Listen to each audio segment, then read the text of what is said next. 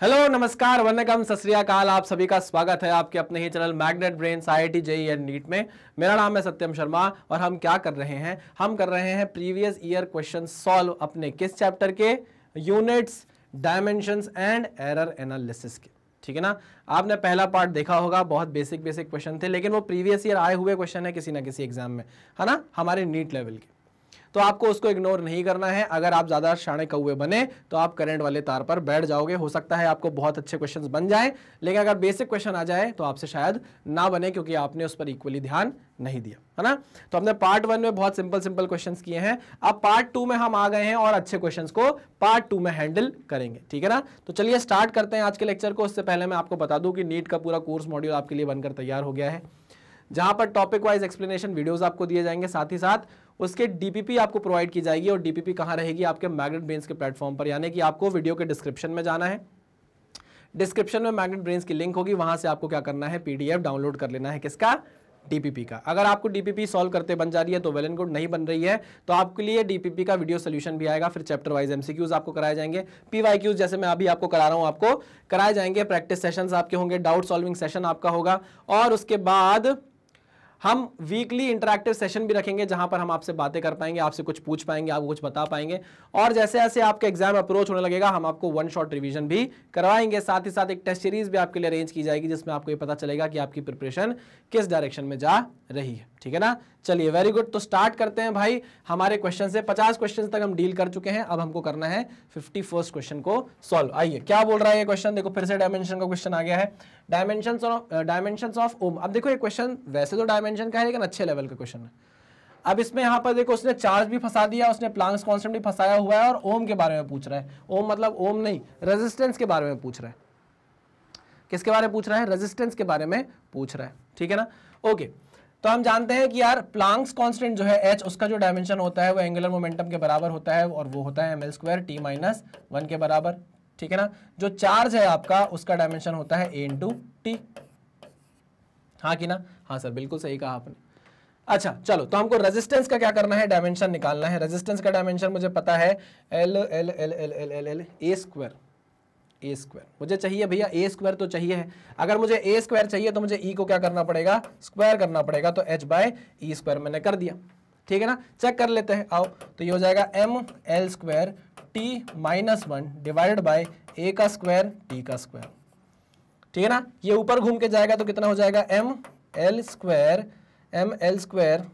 t की power हो जाएगा -3, a की पावर हो जाएगा -2। तो क्या यही रेजिस्टेंस का डायमेंशन होता है? हाँ सर, रेजिस्टेंस का डायमेंशन यही होता है। रेजिस्टेंस का डायमेंशन यही होता है। अगर आपको नहीं बनता तो आप रेजिस्टेंस का डायमेंशन यहां से भी निकाल सकते हो भाई। रेजिस्टेंस का डायमेंशन आप यहां से भी निकाल सकते हो, मैंने आपको ऑलरेडी समझाया हुआ है। ठीक है ना। तो h/e² से आपका क्या आ रहा है, रेजिस्टेंस का डायमेंशन आ रहा है। क्लियर? चलिए, वेरी गुड, बढ़िया क्वेश्चन था। Next question, density of a liquid in CGS system is this, what is the magnitude in SI system. आपको मैग्नीट्यूड इन SI सिस्टम निकालना है। कोई बड़ी चीज है? नहीं, कुछ भी बड़ी चीज नहीं है। 0.625 ग्राम पर सेंटीमीटर क्यूब है ना। हाँ, ग्राम पर सेंटीमीटर क्यूब है। इसको SI सिस्टम में हमको निकालना है ना, kg पर मीटर क्यूब में लेकर आना है। तो ग्राम को अगर kg में चेंज करना है तो मुझे 10⁻³ से मल्टीप्लाई करना पड़ेगा, तो ये kg में कन्वर्ट हो जाएगा। ग्राम को अगर मैं 10⁻³ से मल्टीप्लाई करूंगा तो ये kg में कन्वर्ट हो जाएगा। हाँ कि ना। और अगर मैं सेंटीमीटर क्यूब को मीटर क्यूब में चेंज करना चाहता हूं तो 10⁻² के क्यूब से मल्टीप्लाई करूंगा तो सेंटीमीटर क्यूब मीटर क्यूब में चेंज हो जाएगा। ये कैसे किया सर आपने? अरे भाई, 1 ग्राम को अगर kg में चेंज करना है तो आपको मल्टीप्लाई करना पड़ेगा 10⁻³ से, और अगर आपको 1 सेंटीमीटर को मीटर में चेंज करना है तो आपको मल्टीप्लाई करना पड़ेगा 10⁻² से। वही तो मैंने किया है। सेंटीमीटर को मीटर में चेंज करने के लिए 10⁻² से मल्टीप्लाई किया। सेंटीमीटर का क्यूब था तो मैंने इसकी पावर क्या चढ़ा दी, 3 चढ़ा दी। आई मेरी बात समझ में? हाँ सर, समझ में आ गई। चलो, तो आगे इसको सॉल्व करते हैं। 0.625 इंटू 10⁻³ डिवाइडेड बाय, ये कितना हो जाएगा, 10⁻6 हो जाएगा। इसको घुमा के ऊपर लेकर जाओगे तो ये हो जाएगा 10⁻6। ठीक, क्लियर? हाँ सर, ये लो भाई, 10⁻6 आ गया, ऊपर लिख ही देता हूँ ना मैं, 10⁻6 आ गया। ठीक, ओके। तो ये हो जाएगा 0.625 इंटू 10⁻³ प्लस 6 कितना हो जाएगा 10⁻³ हो जाएगा, मल्टीप्लाई करोगे तो 625 kg/m³ आ जाएगा, आंसर हो जाएगा 625 kg/m³। वेरी गुड, आगे बढ़ेंगे नेक्स्ट क्वेश्चन पे। डायमेंशंस ऑफ स्ट्रेन, स्ट्रेन का डायमेंशन क्या होता है, कोई डायमेंशन नहीं होता है, डायमेंशन लेस क्वांटिटी होती है, m0 l0 t0। Very good, next question. Planck's constant h speed of light in vacuum, थोड़ा बड़ा क्वेश्चन है, आपको कर करके देखना पड़ेगा, मैं आपको हिंट करता हूं, है ना। Planck's constant h, dimension ml² t-1, ठीक, ऑफ लाइट इन वैक्यूम। अच्छा, स्पीड ऑफ लाइट भी दी हुई है, स्पीड ऑफ लाइट, इसका डायमेंशन क्या होगा, स्पीड ऑफ लाइट का डायमेंशन होगा m कहां से आ गया, lt-1, ओके। और g ग्रेविटेशनल कांस्टेंट, इसका डायमेंशन क्या होगा, इसका डायमेंशन होगा ml-3 m⁻⁻1 l³ t-2, ठीक है ना, m-1 l³ t-2, ये किसका है, ग्रेविटेशनल कांस्टेंट का डायमेंशन है, ठीक है। Are 3 fundamental constant which of the following combinations of these has dimensions of length. अब आपको क्या करना है, इसको बारी बारी से रखना है, सॉल्व करना है, यहां पर रखना है, यहां पर रखना है, यहां पर रखना है, यहां पर रखना है, हिट एंड ट्रायल लगाना है और आंसर लेकर आना है, ठीक है ना, ओके। हम कोशिश करते हैं सेकंड वाले ऑप्शन को ट्राई करते हैं, क्योंकि मुझे ऐसा फील हो रहा है इसकी पावर 3/2 है, तो lt-2 में से ये जो 3 है ये l की पावर 3 के साथ +1 l बना देगा, मुझे ऐसा लग रहा है, ठीक है ना। सर आपको कैसे लग रहा है, क्योंकि मैंने किया हुआ है, मुझे पता है, प्रैक्टिस है मेरी, है ना। आपकी भी प्रैक्टिस जब हो जाएगी, आप जब ऐसे बहुत सारे क्वेश्चंस देख लोगे तो आपको भी समझ में आने लग जाएगा कि भाई यहाँ पर पावर 3 है, यहाँ पावर 4 है, एक पावर बच जाएगी, तो आप एनालाइज करने लग जाओगे, है ना, धीरे धीरे, अभी एकदम से नहीं बनेगा। आइए सॉल्व करते हैं, देखिए √hg लिखा हुआ है, √hg अपॉन c की पावर 3/2, हमें डायमेंशन किसका लाना है, लेंथ का डायमेंशन लाना है, याद रखना, ठीक है ना। आ जाओ, तो h का डायमेंशन हुआ ml² t-1, है ना, g का डायमेंशन हुआ, सब मैं अंदर ही लिख रहा हूं, है ना। अब ये मत बोलो सर ब्रैकेट नहीं लगाया आपने, ये कर दिया आपने, वो कर दिया, अरे भाई जैसे आप अपनी रफ कॉपी में सॉल्व करते हो ना चीज़ें, वैसे ही कर रहा हूं मैं बोर्ड पर, ये मेरी रफ कॉपी यही है, आपके सामने ही है जो है, ठीक है। चलिए, इसकी पावर कितनी है, 1/2 है, नीचे c की पावर 3/2, यानी कि lt-1 की पावर कितनी है, 3/2 है। अच्छा, m की पावर 1 है, m की पावर -1 है, गया, ठीक है ना। यहाँ l की पावर 3 है, l की पावर 2 है, तो हो जाएगा l की पावर 5, ठीक है ना, l की पावर 2, l की पावर 3 क्या बना, l की पावर 5 बन गया, t की पावर -1, t की पावर -2 कितना बच गया, t की पावर -3 बन गया। इसकी पावर कितनी चढ़ी हुई है भाई, यहाँ t है, यहाँ ठीक है, इसकी पावर चढ़ी हुई है 1/2, नीचे क्या है, lt-1 की पावर 3/2, ठीक है। आओ सॉल्व करते हैं आगे। ये 2 जाएगा, इसके पास कितना हो जाएगा, 5/2 हो जाएगा, l की पावर हो जाएगी 5/2, ठीक है, t की पावर हो जाएगी -3/2, t की पावर हो जाएगी -3/2, ठीक है। नीचे l की पावर 3/2, l की पावर 3/2 और t की पावर -3/2, t की पावर -3/2। यहां से मुझे समझ में आ रहा है कि t की पावर -3/2, और ये तो गया, सीधा सीधा चला गया। चलो क्या बचेगा l की पावर 5/2 -3/2, ये ऊपर घूम के जाएगा तो l की पावर माइनस में हो जाएगी कि नहीं हो जाएगी, बिल्कुल हो जाएगी सर। तो 5/2 -3/2 आप करोगे तो कितना आ जाएगा, 2/2, कट के कितना हो जाएगा 1, तो आंसर कितना आ जाएगा, l की पावर 1, ठीक है। कुछ भी नहीं था, बस थोड़ी कैलकुलेशन थी, थोड़ी मैथ्स इन्वॉल्व थी, और कुछ भी नहीं था। अगर आपको h, c और g इनके डायमेंशंस पता थे तो आप आराम से क्वेश्चंस को उड़ा ले जा सकते थे, है ना। अगर आपको इनके डायमेंशंस नहीं पता होते तो आप क्वेश्चन सॉल्व नहीं कर पाते। ये नीट फेज 2 का क्वेश्चन है 2016 का। क्वेश्चन लेंदी बोल सकता हूं मैं, टफ नहीं बोलूंगा, क्वेश्चन लेंदी बोल सकता हूं मैं, टफ नहीं बोलूंगा, क्लियर है, हाँ पक्का। बढ़ूं आगे, हाँ सर आगे बढ़िए। Next question, the dimensional formula for the modulus of rigidity, modulus of rigidity, modulus of rigidity, modulus of rigidity पता है ना क्या होता है, नहीं सर नहीं पता। जब आप मैकेनिकल प्रॉपर्टीज ऑफ सॉलिड्स पढ़ेंगे तब आपको समझ में आएगा कि मॉड्यूलस ऑफ रिजिडिटी क्या होता है, ठीक है ना। चलो, टाउ इज इक्वल्स टू आप एक फॉर्मूला देखेंगे, जैसे आप देखेंगे sigma is equals to epsilon e, ठीक है ना। वैसे ही आप देखेंगे P is equals to K into volumetric strain, एक ये फॉर्मूला आप देखेंगे। अच्छा, तीसरा फॉर्मूला देखेंगे आप, tau is equals to phi g, phi या जी फाई, ऐसे देखेंगे, है ना। तो ये जो चीज़ कहलाती है आपकी मॉडुलस ऑफ रिजिडिटी कहलाती है। अभी आपने पढ़ा नहीं है तो आप टेंशन बिल्कुल भी मत लीजिए, ये सारी चीज़ें अभी आपने देखी नहीं है, तो मैं आपको सिर्फ इतना बता रहा हूँ कि मॉडुलस ऑफ रिजिडिटी जो होती है, मॉडुलस ऑफ रिजिडिटी जो होती है, मॉडुलस ऑफ रिजिडिटी जो होती है उसका डायमेंशन पता है आपको किसके बराबर होता है? उसका डायमेंशन बराबर होता है डायमेंशन ऑफ प्रेशर या स्ट्रेस के बराबर, डायमेंशन ऑफ स्ट्रेस के बराबर, ठीक है ना। और वो कितना होता है? ml -1 t - 2, ml -1 t - 2, ठीक है। जैसे जैसे आप चैप्टर्स पढ़ते जाओगे आपको यूनिट्स क्लियर होती जाएगी, तो ऐसे क्वेश्चन आप आंख बंद करके चुटकियों में सॉल्व करते हुए जाओगे, ठीक है। हाँ सर बहुत बढ़िया, लेकिन हमें नोट्स तो बनाने हैं ना यार। हम जब सर सारे चैप्टर पढ़ लेंगे और वापस आएंगे रिवाइज करने इन क्वेश्चंस को, तब हमें और क्लैरिटी से क्वेश्चन समझ में आएंगे, क्योंकि सर हम तब सारे चैप्टर्स पढ़ चुके होंगे। अब हमें समझ में आ रहा है कि आप हमें ये सारे क्वेश्चन क्यों करा रहे हैं, क्योंकि आप हमारे एक प्रॉपर नोट्स मेंटेन करना चाहते हैं। मेरी बात समझे कि नहीं समझे? हाँ सर समझ गए, ठीक है, पक्का? जी सर पक्का। Next, the ratio of the dimensions of Planck's constant and that of moment of inertia has the dimension of. अब देखो मोमेंट ऑफ इनर्शिया जो होता है, मोमेंट ऑफ इनर्शिया जो होता है वो होता है m × r का स्क्वायर, ठीक है ना। m स्टैंड्स फॉर मास, तो ये हो जाएगा m, r stands for distance, हो जाएगा ml स्क्वायर। कोई दिक्कत नहीं सर, तो आपने I का डायमेंशन लिख लिया, ओके। रेशियो लेने का बोल रहा है किसका किसका? प्लैंक्स कांस्टेंट और मोमेंट ऑफ इनर्शिया का। अभी प्लैंक्स कांस्टेंट तो रट गया है सर, प्लैंक्स कांस्टेंट तो रट गया है, ml² t - 1। इसका रेशियो देखें जरा निकाल कर, h/I का रेशियो क्या होगा? ml² t - 1, ml² t - 1, और ये होगा ml²। ml² से ml² कट गया, कितना आया? t - 1, यानी कि ये तो फ्रीक्वेंसी का डायमेंशन है। किसका डायमेंशन है? फ्रीक्वेंसी का डायमेंशन है। बहुत ही बढ़िया, बहुत ही बढ़िया। Next question, the equation of state of some gases can be expressed as p + a/v का square into v - b is equal to RT van der Waals equation.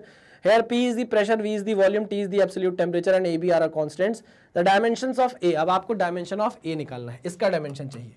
तो मुझे पता है कि P + a/v² अगर लिखा हुआ है तो इसका मतलब ये है एडिशन तभी हो सकता है दो क्वांटिटीज के बीच में जब उनका डायमेंशन क्या हो? सेम हो। तो dimension of P is equal to dimension of a/v²। अब P क्या है? प्रेशर है। प्रेशर का डायमेंशन क्या होता है? प्रेशर का डायमेंशन होता है ml² t - 1, नहीं, ml - 1 t - 2। Dimension of pressure होता है ml - 1 t - 2, ठीक है ना। चेक करते रहना भाई, है ना। इतने सारे डायमेंशंस दिमाग में चलते रहते हैं, कुछ इधर उधर हो गया हो तो कमेंट में बता देना कि सर आपने ये चीज़ गलत लिख दी है। हमको डायमेंशन ऑफ ए निकालना है। चलो नीचे क्या है? वॉल्यूम का स्क्वायर है, वेलोसिटी नहीं है, वॉल्यूम का स्क्वायर है, तो यहाँ पर हम बोलेंगे L³ का स्क्वायर, L³ का स्क्वायर। तो ये तीनों नीचे हो जाएगा, इधर मल्टीप्लाई हो जाएगा, तो ml - 1 t - 2 into L⁻6 is equal to dimension of a. कितना आ जाएगा? -1 + 6, तो आ जाएगा +5। तो a का डायमेंशन आ रहा है ml⁵, ml⁵ t - 2। ये डायमेंशन आ गया किसका? a का। देखो ऑप्शन में है क्या? ml5 t - 2। जिनने मेरे लेक्चर्स देखे होंगे उनको ये क्वेश्चन बहुत फटाफट बन गया होगा। देखो क्वेश्चन 4 बार आया हुआ है एग्जाम में यार, ऐसा नहीं है। 1995 में आया, 96 में आया, और देखो 2013 में फिर किसी एग्जाम में रिपीट हुआ। तो ऐसा नहीं है। देखो आप क्वेश्चंस ना लगाते रहो, जितने क्वेश्चंस आपकी प्रैक्टिस हो सकती है करो। कई लोग ये बोलते हैं कि बस नीट के प्रीवियस ईयर लगा लो, लगाओ, बिल्कुल जरूरी है, लेकिन अगर आपने नीट के प्रीवियस ईयर क्वेश्चन 2 बार 3 बार लगा लिए हैं तो फिर क्या करोगे? अपना वेरिएशन तो बढ़ाओगे ना, रीच तो बढ़ाओगे ना, और नंबर ऑफ क्वेश्चन की भूख तो बढ़ाओगे ना, कि सर मैं और नंबर ऑफ क्वेश्चंस देख लेता हूं ताकि ना मेरा ना जो चक्षु है ज्ञान के वो खुल जाए, मुझे समझ में आ जाए कि और क्या वेरिएशन बन सकता है इस कंसेप्ट से। तो मैं वही करवा रहा हूं आपको, ठीक है ना। बहुत सारे क्वेश्चन आपकी प्रैक्टिस में करवा दूंगा, टेंशन लेने की जरूरत नहीं है। Next question, the dimensions of universal gas constant. अब ये देखो, अब जैसे देखो मैं आपको सही बताऊं, अब मुझे ये भी नहीं पता, मुझे नहीं पता यूनिवर्सल गैस कांस्टेंट का डायमेंशन क्या होता है। मैं थोड़ा ना याद करे बैठा रहूंगा यार सब कुछ, तो मैं क्या करूं? PV is equals to nRT, ये इक्वेशन मुझे पता है, इसमें गैस कांस्टेंट आता है ना।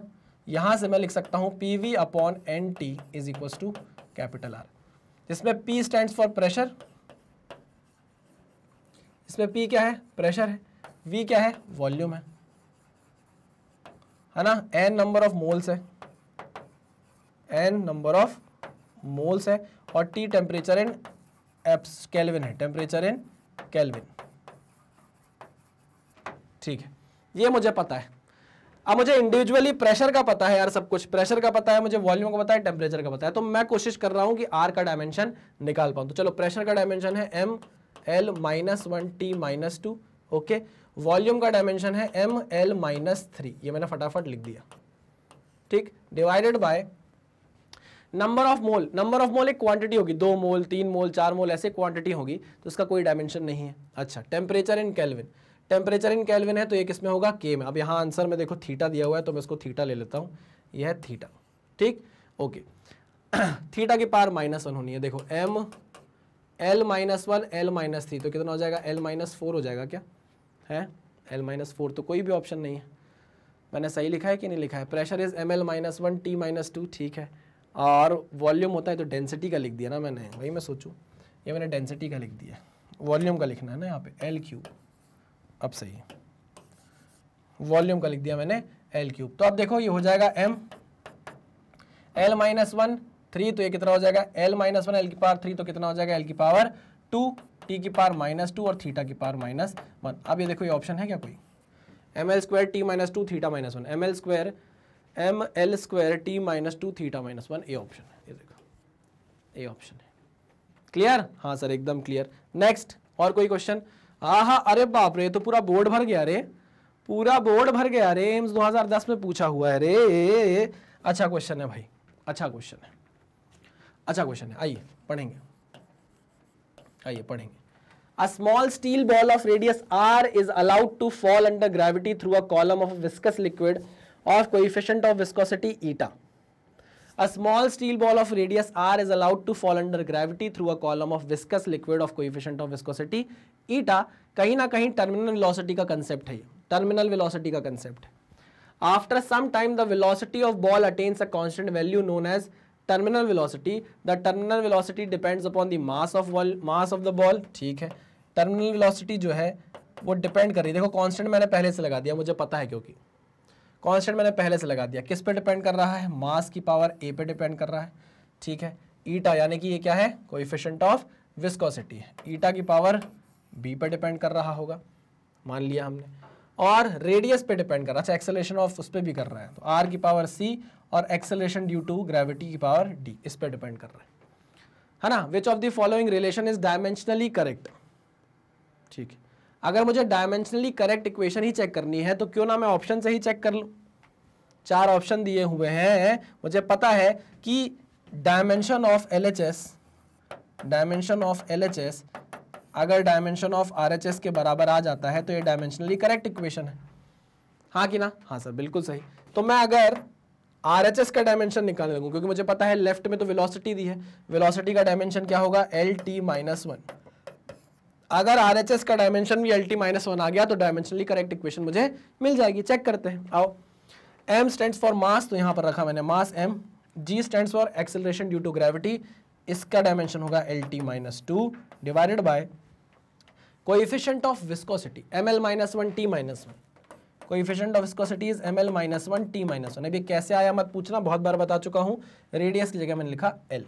तो देखो L-1 + 1 गया, ठीक, M गया, ठीक, ये T की पावर -1 है, घूम के ऊपर जाएगा तो क्या हो जाएगा, T की पावर +1, तो हो जाएगा LT-2 इंटू T की पावर 1।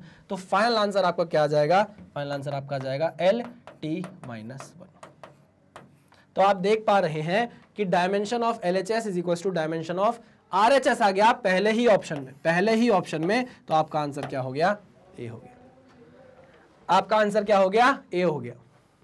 अब आप यकीन नहीं मानेंगे, ये वाला जो मैंने आंसर लिया, पहला ऑप्शन जो लिया, ये मैंने अपने मन से नहीं लिया, मतलब ऐसा नहीं सोचा मैंने कि पहले सी को रख लूं कि आंसर सी है, मुझे पता है, मैंने कोशिश ही करी, मैंने कहा यार पहले ए रखकर देखते हैं आंसर आता है कि नहीं आता, और आंसर आ गया है यार। कंसेप्ट क्लियर होना चाहिए। अगर आपका कोई क्वेश्चन 2 सेकंड तो बहुत कम टाइम बोल रहा हूँ, अगर 20 सेकंड 25 सेकंड या 1 मिनट वाला क्वेश्चन अगर आपका 1:10 में हो जाता है तो कोई दिक्कत वाली बात नहीं है, हड़बड़ाना नहीं है, टाइम आप किसी और क्वेश्चन में बचा लेना। अगर कोई इतना बड़ा क्वेश्चन आपको दिखता है, इसको पढ़ने में टाइम जा रहा है, दे दो उसे, है ना, 2 बार पढ़ो, कम से कम समझ में आ जाना चाहिए। अगर कोई क्वेश्चन 2 बार पढ़ने में आपको समझ में नहीं आ रहा है, फिर आप उसे टाइम मत दो। हो सकता है अगर आपने उस क्वेश्चन को पढ़ने के 2 बार पढ़ा और आपको नहीं समझ में आया और आपसे चलो उसको ट्राई देते हैं, आप उस क्वेश्चन के एंड तक नहीं पहुंच पाओगे, उस क्वेश्चन को आपको बीच में छोड़ना पड़ जाएगा और वो आपका टाइम खाकर चला जाएगा। आपको ऐसा नहीं करना है, 2 बार पढ़ना है शिद्दत से क्वेश्चन को। अगर आपके दिमाग में मैप बनता है कि अच्छा इस क्वेश्चन को मैं ऐसे सॉल्व कर सकता हूं, तो ही आप क्वेश्चन को स्टार्ट करिए, वरना मत करिए, आगे बढ़ जाइए, आगे बढ़ जाइए, ठीक है ना। चलिए आगे बढ़ते हैं नेक्स्ट क्वेश्चन पे। Dimensions of resistance, dimension of resistance मैंने अभी आपको निकाल कर बताया था, देखो ml² t-3a-2, यही ना। अच्छा देखो ये तो हो ही नहीं सकता, करंट है ही नहीं, करंट है ही नहीं, ये ऑप्शन ml² t-3a-2, ठीक है ना। चलो very good very good very good very good. Next question, next question, the dimensions of inter atomic force constant are. Inter atomic force constant, देखो वही बात हो जाएगी, आप बोलोगे सर ये सब तो पता नहीं है, कोई बात नहीं। इंटर अटोमिक फोर्स कांस्टेंट जो होता है उसको आप K बोलते हो, है ना, और उसकी वैल्यू होती है modulus of elasticity into R0 के बराबर, modulus of elasticity into R0 के बराबर। R0 क्या होता है, इंटर अटोमिक डिस्टेंस होता है, इंटर अटोमिक डिस्टेंस होता है, इंटर अटोमिक डिस्टेंस होता है। चलिए तो मॉड्यूलस ऑफ इलास्टिसिटी की डायमेंशन होगी ml-1 t-2, यही होगी क्या, प्रेशर की जो होती है ml-1 t-2, और इसकी क्या होगी, सिंपल L। तो क्या आ जाएगा भाई, L-1 L से खत्म हो जाएगा, तो क्या आ जाएगा mt-2, mt-2। क्लियर है। चलिए वेरी गुड। नेक्स्ट इज, अच्छा डायमेंशन ऑफ ल्यूमिनस फ्लक्स, इस पे बात करेंगे क्योंकि अलग से एक वैल्यू आई है निकल कर। नेक्स्ट देखेंगे, है ना, बहुत इजी है, कोई टफ चीज़ नहीं है। नेक्स्ट करेंगे, इसके बाद इस पर आएंगे। क्यों, क्योंकि यार यहाँ पर ना एक कन्फ्यूजन है। वो कन्फ्यूजन ये है कि जब आप इस क्वेश्चन को बहुत जगह देखेंगे ना, कौन से वाले क्वेश्चन को, इस क्वेश्चन को आप देखेंगे ना, आपको इसके आंसर बहुत जगह अलग अलग मिलेंगे। तो मुझे उस पॉइंट पर डिस्कशन करना है ना, फ्लो टूटेगा, इसलिए भी मैं फ्लो नहीं तोड़ना चाहता। पहले जो हमको बन रहे हैं फटाफट हम करेंगे और उसके बाद डिस्कशन के लिए थोड़ा सा रुकेंगे। आइए, the period of oscillation of a simple pendulum is given by t = 2π/L/g, t = 2π/L/g time period of oscillation निकालने का फॉर्मूला है सिंपल पेंडुलम का, ठीक है। Where L is about 100 centimetre, L की वैल्यू आपको कितनी दे दी गई है, 100 सेंटीमीटर, ठीक है। And is known to have 1 mm accuracy, इसकी एक्यूरेसी आपको कितनी दी है, 1 mm की दी है, यानी कि आपको डेल एल दे दिया गया है 1 mm का, ठीक है। The period is about 2 seconds, time period आपको दे दिया, टाइम पीरियड आपको बोला भैया 2 सेकेंड का है, ठीक है। The time of 100 oscillation is measured by a stop watch of least count 0.1 second, यानी कि आपको डेल्टा टी कितना दे दिया है, 0.1 सेकेंड दे दिया है। एक चीज यहाँ पर नोटिस करने वाली बात यह है कि जो डेल एल आपको दिया है वो mm में दिया है और जो लेंथ दी है वो सेंटीमीटर में दी है, ठीक है ना, ये बात नोटिस करनी थी, कर ली। क्या पूछ रहा है, the percentage error in g, percentage error in g. अच्छा, आपको परसेंटेज एरर इन जी चाहिए, तो जी का एक रिलेशन बना लो ना। आपको टाइम गिवन है ना, उसके लिए डेल्टा टी भी आपको गिवन है, एल आपको गिवन है, डेल्टा एल आपको गिवन है, तो आप जी का रिलेशन बना लो टी और एल के साथ। कैसे बनाएंगे, देखो स्क्वायरिंग करो दोनों साइड, तो t square is equals to 4π², ये सही किया क्या मैंने, 2⁴π² L/g। अब जी को उधर ले जाओ, तो ये क्या हो जाएगा, g is equals to 4π² L/t²। ये आया, सही हुआ क्या नहीं हुआ, 2π का स्क्वायर होगा तो 4π² हो जाएगा, रूट हट गया तो L/g आ गया। यहाँ पर टाइम पीरियड था तो टाइम पीरियड का स्क्वायर हो गया, फिर मैं टाइम पीरियड के स्क्वायर को इधर ले गया, जी को इधर ले गया, तो g इज 4π² L/t² आ गया, कोई दिक्कत नहीं सर।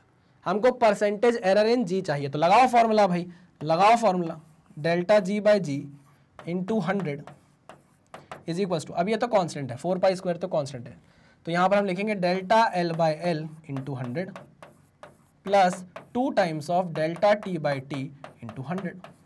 वाह बहुत बढ़िया, आगे बढ़ो। डेल्टा एल की वैल्यू है 1 mm। अच्छा, नीचे सेंटीमीटर होने वाला है, तो क्या मैं 1 mm को 0.1 सेंटीमीटर लिख लूँ, यूनिट सेम कर रहा हूँ, 1 mm को 0.1 सेंटीमीटर लिख लूँ, चेंज कर रहा हूँ यूनिट, ठीक है। तो ऊपर मैंने लिख लिया 0.1 सेंटीमीटर और नीचे एल कितना है, 100 सेंटीमीटर, है ना, इंटू 100, चलिए plus 2 times of delta T कितना दिया है, 0.1 सेकेंड। अच्छा टाइम पीरियड दिया हुआ है आपको 2 सेकेंड और कितने ऑसिलेशन हुए हैं भाई 100 ऑसिलेशन हुए हैं, ठीक है ना, तो 100 से मल्टीप्लाई कर दिया नीचे। क्लियर, चलो काटा पीटी चालू करें, चलो काटा पीटी चालू करते हैं। पॉइंट हटाया, नीचे 10 लगाया, 100 से ये 100 काट दिया, ठीक, ये 2 से ये 2 काट दिया, पॉइंट हटाया, 0 लगाया, 1 2 काट दिया, ये कितना हो गया 1/10, ये कितना हो गया 1/10।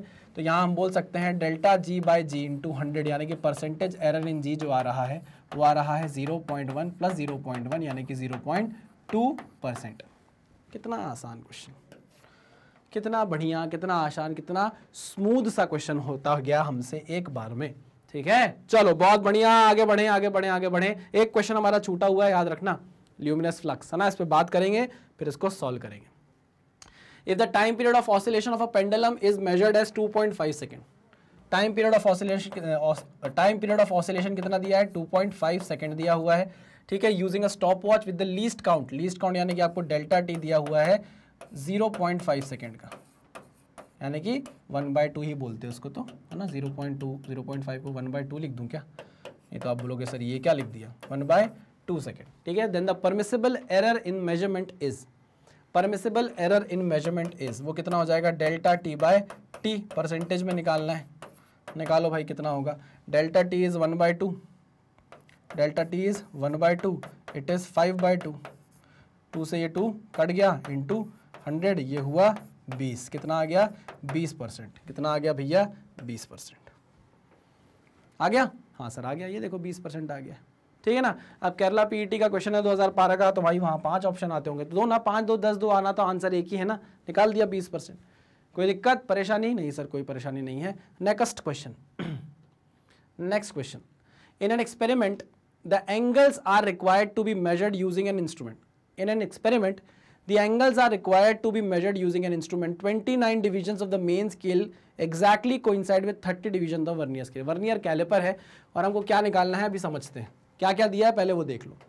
ये बोला है कि 30 वर्नियर स्केल डिवीजन जो है वो 29 मेन स्केल डिवीजन से मैच खाते हैं, ठीक है।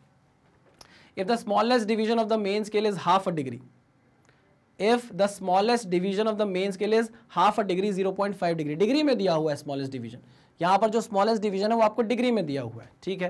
Then the least count of the instrument, अब आपको जो लीस्ट काउंट निकालना है वो आपको मिनट में निकालना है। अब इसमें अगर हम लीस्ट काउंट का ये फॉर्मूला लगाने जाएं MSD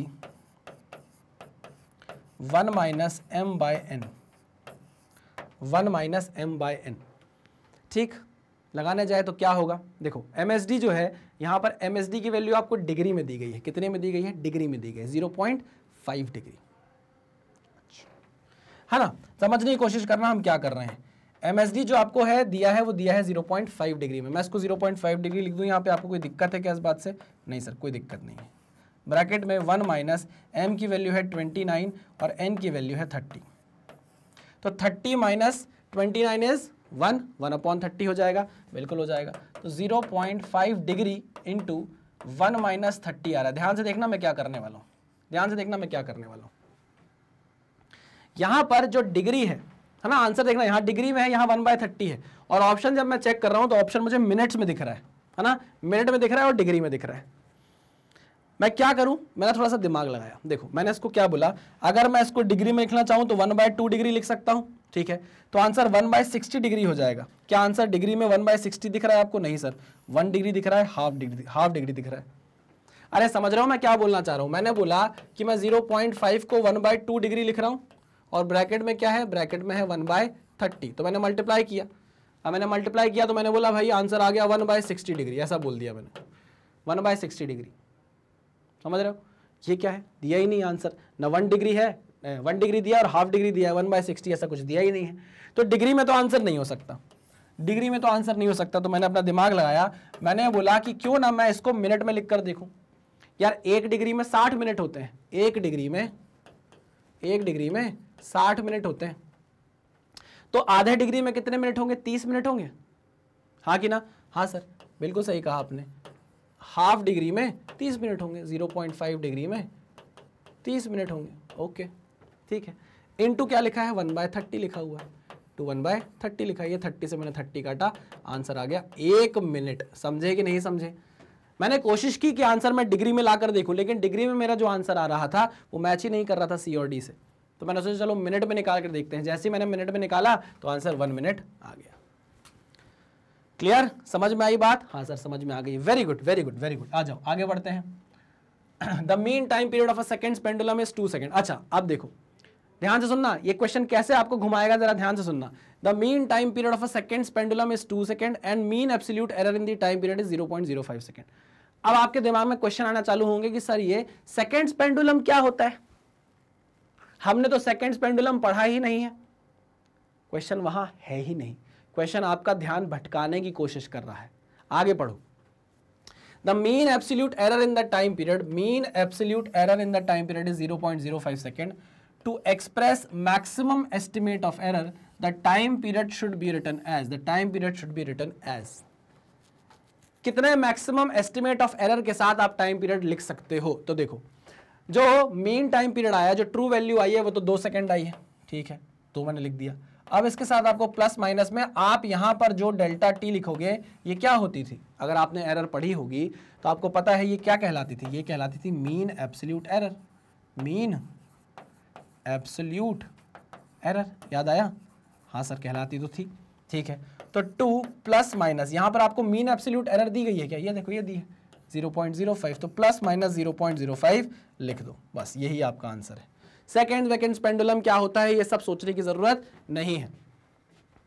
अब इसमें गलती इंसान ये भी करता है, बोलता है मीन एब्सोल्यूट एरर दिया कि एब्सोल्यूट क्या दिया हुआ है, तो पता है क्या करता है इंसान? 0.05 को डिवाइड कर देता है 2 से, है ना? 0.05 को 2 से डिवाइड कर देता है और 0.025 ले आता है आंसर, और आंसर मार देता है ये, जबकि गलत हो जाता है।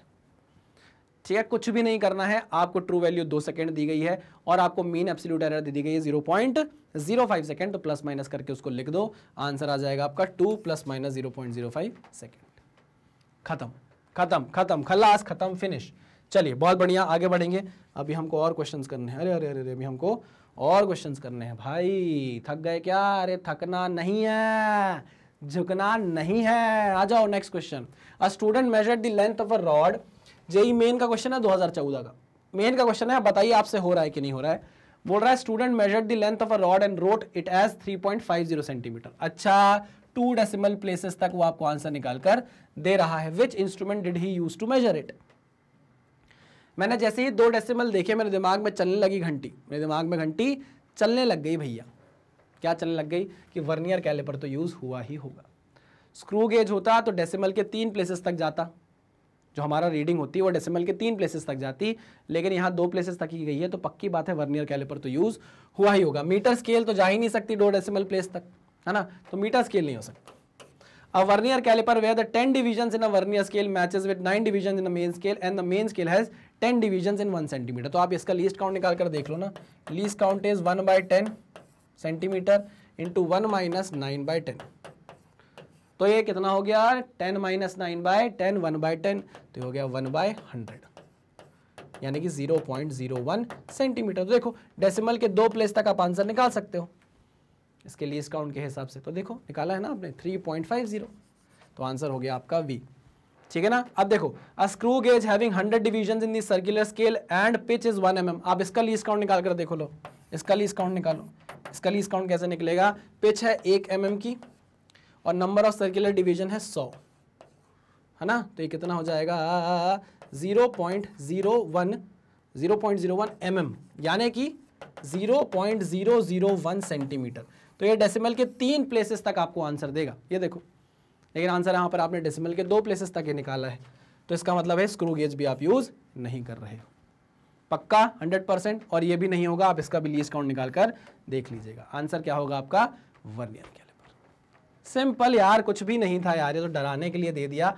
थ्योरी लिख दो, थ्योरी क्वेश्चन बना दो और लिख दो जेई मेन और डर जाओ।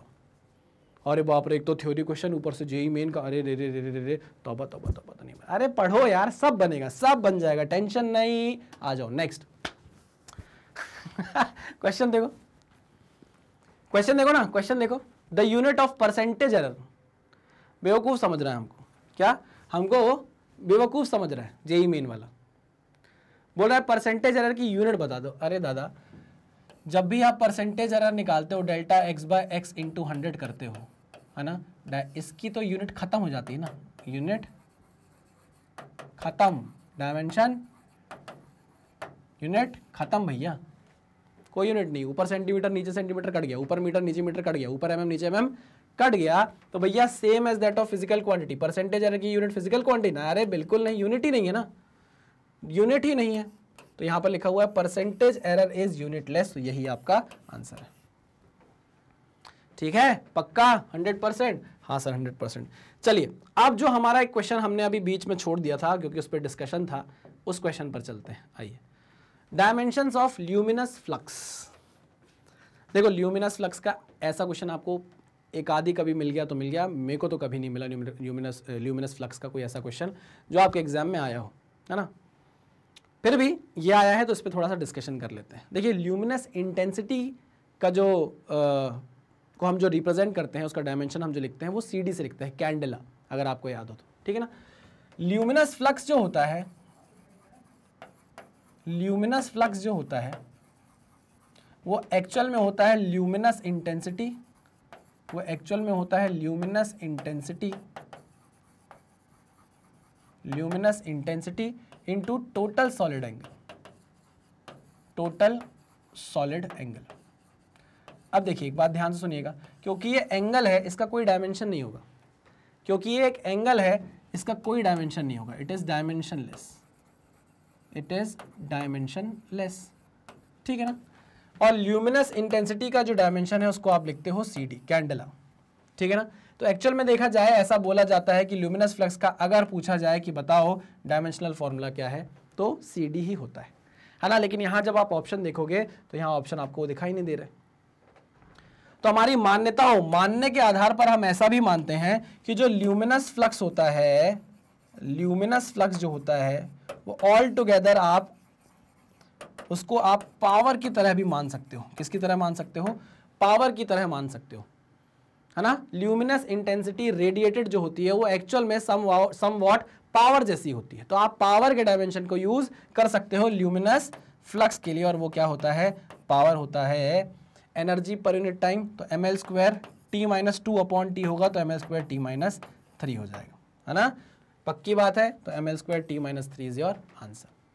अगर यहां पर कैंडेला दिया होता तो आप आंसर क्या मारते? फिर कैंडेला मारते, ठीक है ना। ये डिस्कशन मुझे करना था इसलिए मैंने उसको रोक दिया था क्वेश्चन को, अब हमने इसको डिस्कस कर लिया है। आई बात समझ में? चलिए भाई आगे बढ़ते हैं। आगे बढ़ने का मतलब 62 से आगे बढ़ना है, तो मतलब हमको चलना है 68 तक हमने कर लिया। 69th question, if the error in the measurement of radius of the sphere is 2%, then the error in the determination of volume. ये क्वेश्चन आपने किया हुआ होगा। Volume of sphere, volume of sphere जो होता है पहले तो आप उसका फॉर्मूला लिख लो, है ना। यहाँ पर रेडियस मेंशन किया गया है तो रेडियस के टर्म में लिखना 4/3 पाई r³। मानते हो कि नहीं मानते? हाँ सर मानते हैं। वॉल्यूम ऑफ स्फीयर, ठीक है। If the error in the measurement of radius, अब रेडियस है, एरर निकालना है, तो मैक्सिमम परसेंटेज एरर आपसे पूछ रहा है वॉल्यूम ऑफ द स्फीयर में कितना होगा, तो आप बोलोगे भाई del V/V × 100, सीधा सीधा फॉर्मूला। अब ये तो कांस्टेंट है, इसको हटा दो, है ना। 3 टाइम्स ऑफ डेल्टा R/R × 100 लिखा जा सकता है क्या? बिल्कुल लिखा जा सकता है, ठीक है। डेल्टा R/R × 100 यानी परसेंटेज एरर इन रेडियस, और वो आपको खुद दिया हुआ है कितना? 2%। तो 3 × 2 इज 6%। आंसर कितना आ गया? 6%, ठीक है। चलिए very good very good very good. आगे आ जाओ।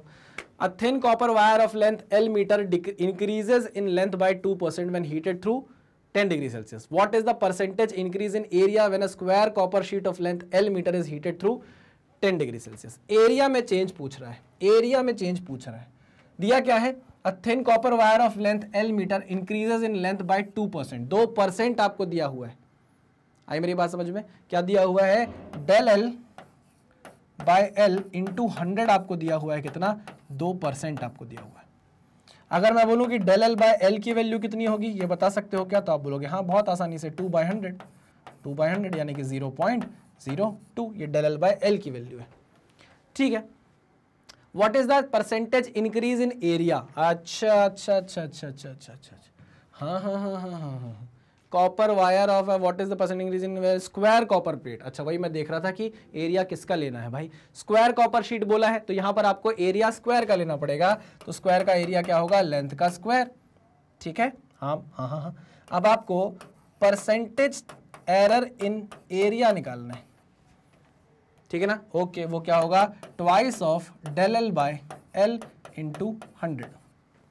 अच्छा, वैसे आप सीधे सीधे इसका भी यूज़ कर सकते थे सर, ये देखो डेल बाय 100, इसकी वैल्यू 2% नहीं दी हुई थी, हाँ दी हुई थी, तो इसको उठाकर आप सीधे 2% यहाँ रखते, 2% को 2 से मल्टीप्लाई करते तो आंसर कितना आ जाता, 4% आ जाता। ऐसे भी कर सकते थे, है ना, चाहते तो ऐसे भी कर सकते हो, एक ही बात है ना। तो हमने एक स्टेप बचाया, हमने del l by l into 100 की वैल्यू यहाँ पुट कर दी 2%, और 2% को 2 से मल्टीप्लाई कर दिया तो आंसर कितना आ गया, 4%। आंसर कितना आ गया भाई, 4%। क्लियर, बहुत बढ़िया, बहुत इजी क्वेश्चन था। नेक्स्ट, अ स्टूडेंट, अच्छा ये क्वेश्चन अभी आपको इजी लग रहे हैं, पता है क्यों, क्योंकि क्या होता है ना, जब आप एक ही टॉपिक के बहुत सारे क्वेश्चन सॉल्व करने लग जाते हो तो हाथ जम जाता है, मेमोरी जम जाती है, फॉर्मूले जम जाते हैं दिमाग में, तो क्या है, मसल मेमोरी से भी क्वेश्चन फटाफट हाथ चलता है, फटाफट क्वेश्चन सॉल्व होते हैं, क्योंकि अभी एक ही चैप्टर पढ़ा है ना, तो अब बढ़िया बनेगा सब कुछ। धीरे धीरे जब मिक्सअप होता है, दिमाग में बहुत सारे फॉर्मूलेज आने लग जाते हैं, बहुत सारे कंसेप्ट आने लग जाते हैं, तो फिर तितर बितर होती हैं चीज़ें, है ना। अच्छी बात है कि आपको एक ऐसा प्लेटफॉर्म मिल रहा है जो आपको इतने क्वेश्चंस प्रैक्टिस करा रहा है, क्योंकि मुझे पता है कि अगर आपके भरोसे छोड़ दी जाए मेहनत तो आप मेहनत नहीं करोगे, आप वही 30-40 क्वेश्चन करके वही प्रीवियस ईयर लगाकर बैठ जाओगे कि भैया 12, 15, 16, 17 क्वेश्चन किए, हो गया भाई, बन गए, बढ़िया, ठीक है। और वेरिएशन लाओ, और वेरिएशन देखो कि कितने वैरायटी ऑफ क्वेश्चन एग्जिस्ट करते हैं, ठीक है। नेक्स्ट क्वेश्चन है, student measured the diameter of a small steel ball using screw gauge of least count. अच्छा, स्क्रू गेज है, लीस्ट काउंट स्क्रू गेज का कितना दिया है, 0.001 centimetre. Okay, the main scale reading is 5 mm। Okay, main scale reading आपको दी है 5 mm, यानी कि 0.5 सेंटीमीटर, ठीक। And 0 of circular scale division coincides with 25 division. अच्छा, तो आपको सर्कुलर स्केल रीडिंग भी यहाँ पर दे दी है एक तरीके से, लीस्ट काउंट को मल्टीप्लाई करना है 25 से, कर दूं क्या, लगे हाथ। लीस्ट काउंट है कितना, 0.001, इसको 25 से मल्टीप्लाई करना है, पॉइंट हटाया, नीचे 1000 लगाया, है ना, 25 डिवाइड बाय 1000 हो गया तो 0.025 सेंटीमीटर, ठीक है। आपके पास सर्कुलर स्केल की भी रीडिंग आ गई, मेन स्केल की भी रीडिंग आ गई है। Okay, if screw gauge has a 0 error of, minus में एरर दिया भाई, नेगेटिव 0 एरर है, ऐड हो जाएगी। The correct diameter of the ball is, आ जाओ भाई, तो हम यहां पर निकाल रहे हैं फाइनल रीडिंग, हम यहां निकालने जा रहे हैं फाइनल रीडिंग, और अब तो हम रग रग से वाकिफ हैं भाई ऐसे क्वेश्चंस की। कैसे निकालेंगे, ऑब्जर्व्ड रीडिंग क्या होगी, main scale reading plus circular scale reading, ये आपकी ऑब्जर्व्ड रीडिंग होगी। इसमें से आप माइनस क्या कर दोगे, नेगेटिव ऑफ, माइनस क्या कर दोगे, एरर, 0 एरर। अब क्योंकि 0 एरर खुद आपकी नेगेटिव है, ये याद रखना, नेगेटिव नेगेटिव पॉजिटिव हो जाएगा, माइनस आपको क्या करना है, 0 एरर, ठीक है सर, कर देंगे। तो मेन स्केल रीडिंग है आपकी 0.5 सेंटीमीटर, प्लस आंसर सेंटीमीटर में ही है ना, हाँ ठीक है, प्लस सर्कुलर स्केल है, सर्कुलर स्केल रीडिंग है 0.025 सेंटीमीटर, माइनस ऑफ 0 एरर। अब 0 एरर आपको खुद नेगेटिव में दी गई है तो आप इसको 0.004 सेंटीमीटर लिख लेंगे, ठीक है। ओके सर, आओ इसको जोड़ दें भाई, तो 0.5 इसमें ऐड किया हमने 0.025 और ऐड किया हमने 0.004, कितना आएगा, 5 और 4 9, 2 5 0.529 centimetre is your answer. 0.529 centimetre is your answer, ठीक है sir. Next 72nd question, the percentage errors in the measurement of length and time period of a simple pendulum are 1% and 2% respectively, then the maximum error in the measurement of acceleration due to gravity। ठीक है, बन जाएगा यार ये question, ऐसे question हमने बहुत सारे कर लिए हैं, कुछ भी नहीं करना है, कुछ भी नहीं करना है। अभी मैंने आपको एक टाइम पीरियड का क्वेश्चन कराया था, time period is nothing but 2π√L/g। अब वो परसेंटेज चेंज पूछ रहा है किसमें, एक्सेलरेशन ड्यू टू ग्रेविटी में। देखो क्या करो भैया, एक्सेलरेशन ड्यू टू ग्रेविटी का रिलेशन निकालो, तो ये हो जाएगा कितना, g is equals to 4π² L/t² हो जाएगा कि नहीं। स्क्वायरिंग कर दी दोनों साइड, फिर मैं g को इधर ले गया, t² को नीचे आ गया, ले आया, ठीक है। ओके, तो delta g/g into 100 is equals to, ये तो कांस्टेंट है, इसको हटाओ, मारो गोली, delta L/L into 100 plus 2 times of delta t/t into 100। Okay okay okay okay, चलो यहां आपको बोला गया है measurement of length and time period. 1% है और 2% है, मतलब परसेंटेज एरर इन लेंथ है 1% और percentage error in time period है 2%। चलो ठीक है, तो ये हो गया 1% और ये हो गया 2 इंटू 2%, तो कितना हो जाएगा, 2 दूनी 4 और 1 5%, है ना, कितना आ जाएगा 5%। आंसर है आपका 5%। केरला में आया था क्या ये क्वेश्चन? हाँ केरला में आया था, तभी तो 5 ऑप्शन है। केरला पीटी का क्वेश्चन है भाई, ये 2009 का, आंसर है 5%। आपको क्या लगता है नीट में नहीं आ सकता है? आपको क्या लगता है नीट में नहीं आ सकता? अरे आ जाएगा भैया, बिल्कुल आ जाएगा। आंखें और कान खोले रखो, जो पढ़ा रहा हूं देखो, जो लिखवा रहा हूं लिखो, प्लीज बहुत काम आएगा, मैं आपको बता रहा हूं। और ये बात हम छाती ठोक कर बोल सकते हैं मैग्नेट ब्रेन्स पे कि जितनी प्रैक्टिस हम आपकी कराएंगे कोई नहीं कराएगा, जितनी प्रैक्टिस हम आपकी कराएंगे कोई भी नहीं कराएगा। मजा आ जाएगा अगर आपने पढ़ लिया हमसे, तो बता रहा हूं मैं, बहुत ही बढ़िया, बहुत ही तगड़े सब्जेक्ट्स हो जाएंगे आपके। Next is if L is equal to this and B is equal to this, L plus B की वैल्यू निकालो, है ना। ये मुझे आपका एक इंसिडेंट मैंने बताया था ना कि एक बार हुआ था ऐसा कि ये मेरे घर वाले देख रहे थे, मेरे घर वालों ने देखा कि तू यार इतनी आसान चीज़ें पढ़ाता है बच्चों को, इतनी तो क्लास 6-7 के बच्चे बता देंगे कि L प्लस B की वैल्यू क्या है, इसमें क्या है जो तू पढ़ा रहा है ना। अब उनको क्या पता सिग्निफिकेंट फिगर का कंसेप्ट क्या है, कैसे घर वालों को नहीं पता है सिग्निफिकेंट फिगर क्या होता है। तो मैंने कहा चलो आप ही करके देखो, आप बताओ इसका आंसर क्या है। तो मेरे जो घर वाले उन्होंने जोड़ दिया, सीधे सीधे आंसर बता दिया। मैंने कहा गलत है आंसर, चलो एक ट्राई और देता हूँ। एक ट्राई मैंने और दिया, फिर उन्होंने जोड़ा, फिर आंसर निकाला, फिर गलत आ गया, 4 में से 2 ऑप्शन गलत हो गए। तो मैंने उनको बताया कि भाई ऐसी बात नहीं, जो दिखता है वो होता नहीं, आंखों का धोखा है। यहाँ पर सिग्निफिकेंट फिगर्स के आपको कंसेप्ट लगाने पड़ेंगे। अगर आप सीधे सीधे मैथ्स के कंसेप्ट लगाकर क्वेश्चन को सॉल्व करोगे गलत हो जाएगा क्वेश्चन। फिजिक्स इन्वॉल्व करो इस मैथ्स में। चलो भाई, L plus b is equals to, अब यहां पर आपको करना है 2.331 को ऐड 2.1 के साथ। आपने ऐड किया, ये हुआ 1, ये हुआ 3, 3 और 1 4, और ये हुआ 2 दूनी 4। अब यहां पर क्या रूल लगता है भैया सिग्निफिकेंट फिगर्स का, कि जब आप एडिशन करते हो तो आपको लीस्ट डेसिमल प्लेस जिसमें है उस पर राउंड ऑफ करनी होती है वैल्यू। हाँ कि ना? हाँ सर, हाँ ठीक है। तो मैं इसको 1 डेसिमल प्लेस तक राउंड ऑफ करूंगा, उसके लिए मुझे 3 को क्या करना पड़ेगा, ड्रॉप करना पड़ेगा। लेकिन 3 क्या है, 5 से छोटी है, इसका मतलब ये है इसके आगे वाला डिजिट एज इट इज रह जाएगा। तो ये हो जाएगा 4.4 is your answer, L plus b का 4.4 सेंटीमीटर। ठीक है, okay sir, okay, very good. Next question, the number of significant figures in all the given numbers.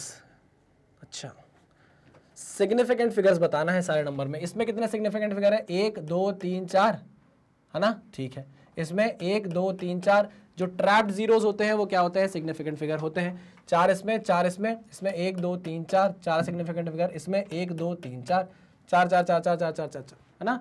The number of significant figures in all the given numbers are 4। ठीक है, basic question था। Next, A physical quantity is given by x is equals to m की power a, l की power b, t की power c। x is equals to m की power a, l की power b, t की power c।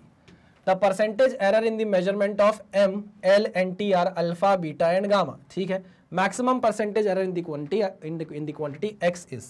चलो, तो delta x by x into 100 percentage error निकाल रहे हैं।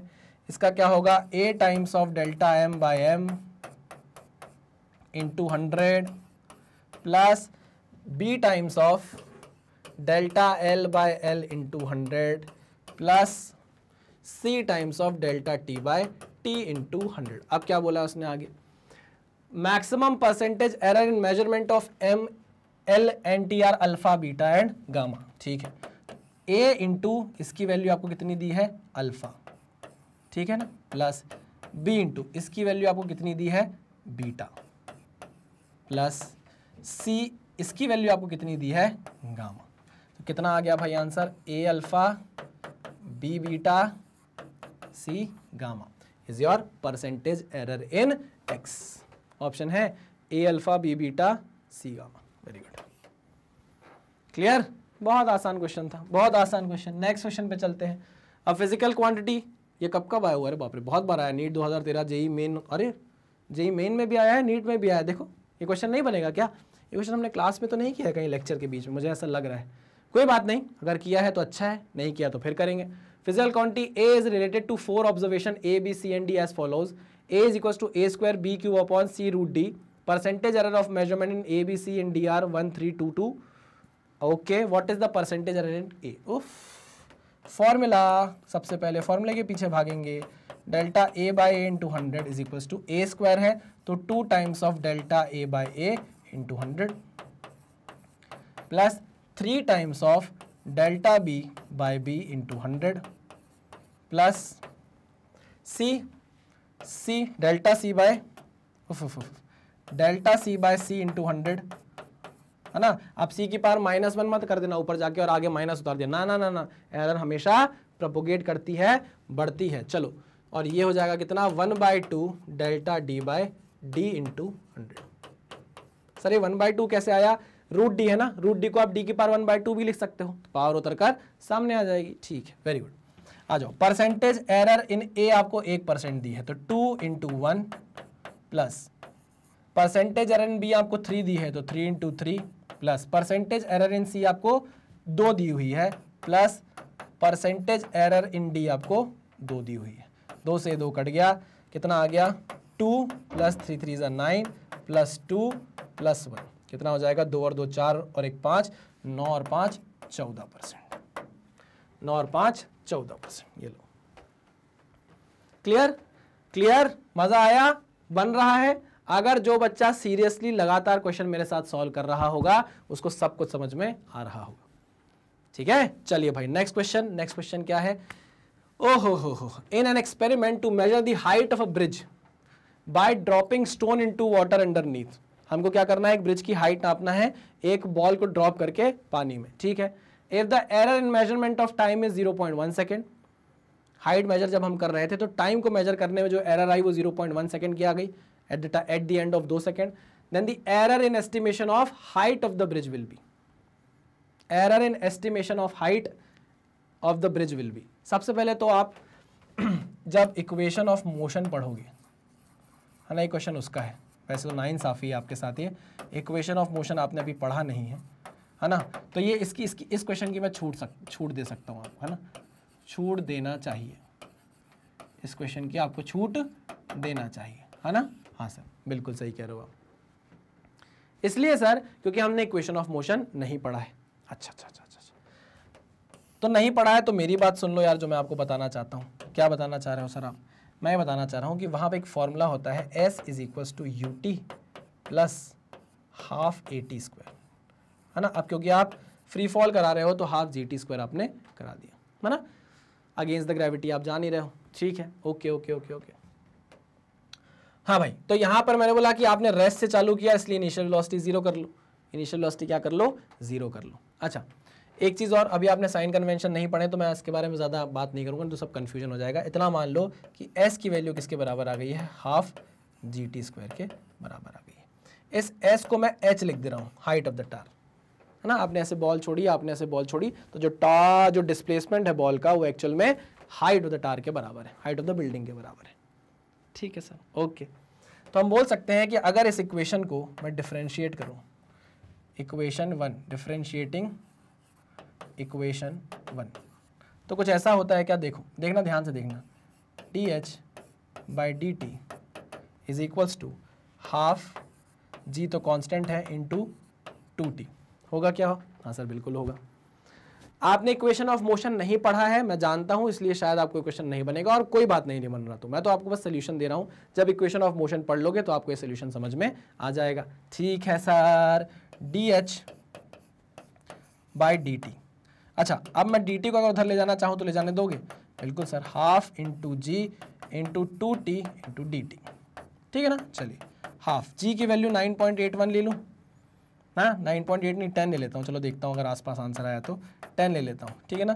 2 टाइम्स ऑफ t. t की वैल्यू 2 सेकेंड दी हुई है. देखो t की वैल्यू कितनी दी है? 2 सेकेंड. और dt क्या है? dt है मेजरमेंट में आया हुआ error. Error in measurement of time is dt. इसकी वैल्यू कितनी है? 0.1. ठीक है. ये अपन ने हटाया पॉइंट, ये लगाया 10, 10 से कट गया 10, इस 2 से कट गया ये 2, तो आंसर कितना आया भाई आपका? 2. DH की वैल्यू कितनी आ गई? 2. अच्छा, ध्यान से देखो, इसके पास कोई ऑप्शन है क्या? 0.98 नहीं हो सकता, 49 नहीं हो सकता, 1.96 ज्यादा पास है 2 के, तो आंसर क्या हो जाएगा आपका 1.96, यानी कि the error in the estimation of height of the bridge is 2 metre. कितना? 2 मीटर। यार ये बहुत अच्छे से सॉल्व किया है क्वेश्चन को हमने। मुझे बहुत बुरा लग रहा है कि अभी आपने इक्वेशन ऑफ मोशन नहीं पढ़ा है। कोई बात नहीं, कोई बात नहीं, नहीं पढ़ा तो जाने दो इस क्वेश्चन को, आगे जाके फिर इसको पकड़ लेंगे, डरेंगे नहीं, आगे जाके इसको फिर हम पकड़ लेंगे, ठीक है। चलिए, अच्छा एक चीज और यार, आई होप आप लेक्चर देख रहे हैं, लगातार देख रहे हैं। लेक्चर के डिस्क्रिप्शन में आस्क योर डाउट की एक लिंक है, आस्क योर डाउट की एक लिंक है। उसमें अगर आपको, मैंने आपको जितने भी क्वेश्चन कराया, अगर आपको उसमें किसी का सोल्यूशन मान लो नहीं समझ में आया, आप स्क्रीनशॉट लेकर आस्क योर डाउट में वापस वो क्वेश्चन भेज सकते हैं। मैं आपको लाइव आकर, क्या करके, लाइव आकर ये सारे डाउट्स वापस क्लियर कर दूंगा। इसके लिए आपको भी सिंसियर होना पड़ेगा यार, सिर्फ मेरे सिंसियर होने से और कुछ नहीं हो सकता, आपको भी सिंसियर होना पड़ेगा। चलिए, very good. Next question, a vernier caliper has 1 mm marks on the main scale, okay, it has 20 equal divisions on the vernier scale which matches with 16 main scale division। अच्छा, for this vernier caliper the least count is, ठीक है, निकालते हैं। यहां पर आपको 1 MSD दिया हुआ है, कितना? आपको 1 MSD की वैल्यू दे दी गई है 1 mm, m की वैल्यू आपको दे दी गई है कितनी? 16, और n की वैल्यू आपको दे दी गई है 20। लीस्ट काउंट निकालना है। Least count is nothing but 1 mm, formula लिख देता हूं नहीं तो आप बोलोगे सर कहां से निकाल दिया, MSD 1 minus m by n, ठीक है, ओके। MSD की वैल्यू है 1 mm, ब्रैकेट में 1 माइनस m की वैल्यू है 16, n की वैल्यू है 20, तो 20 माइनस 16, 20 माइनस 16 इज 4, 4 बाय 20 कितना हो जाएगा?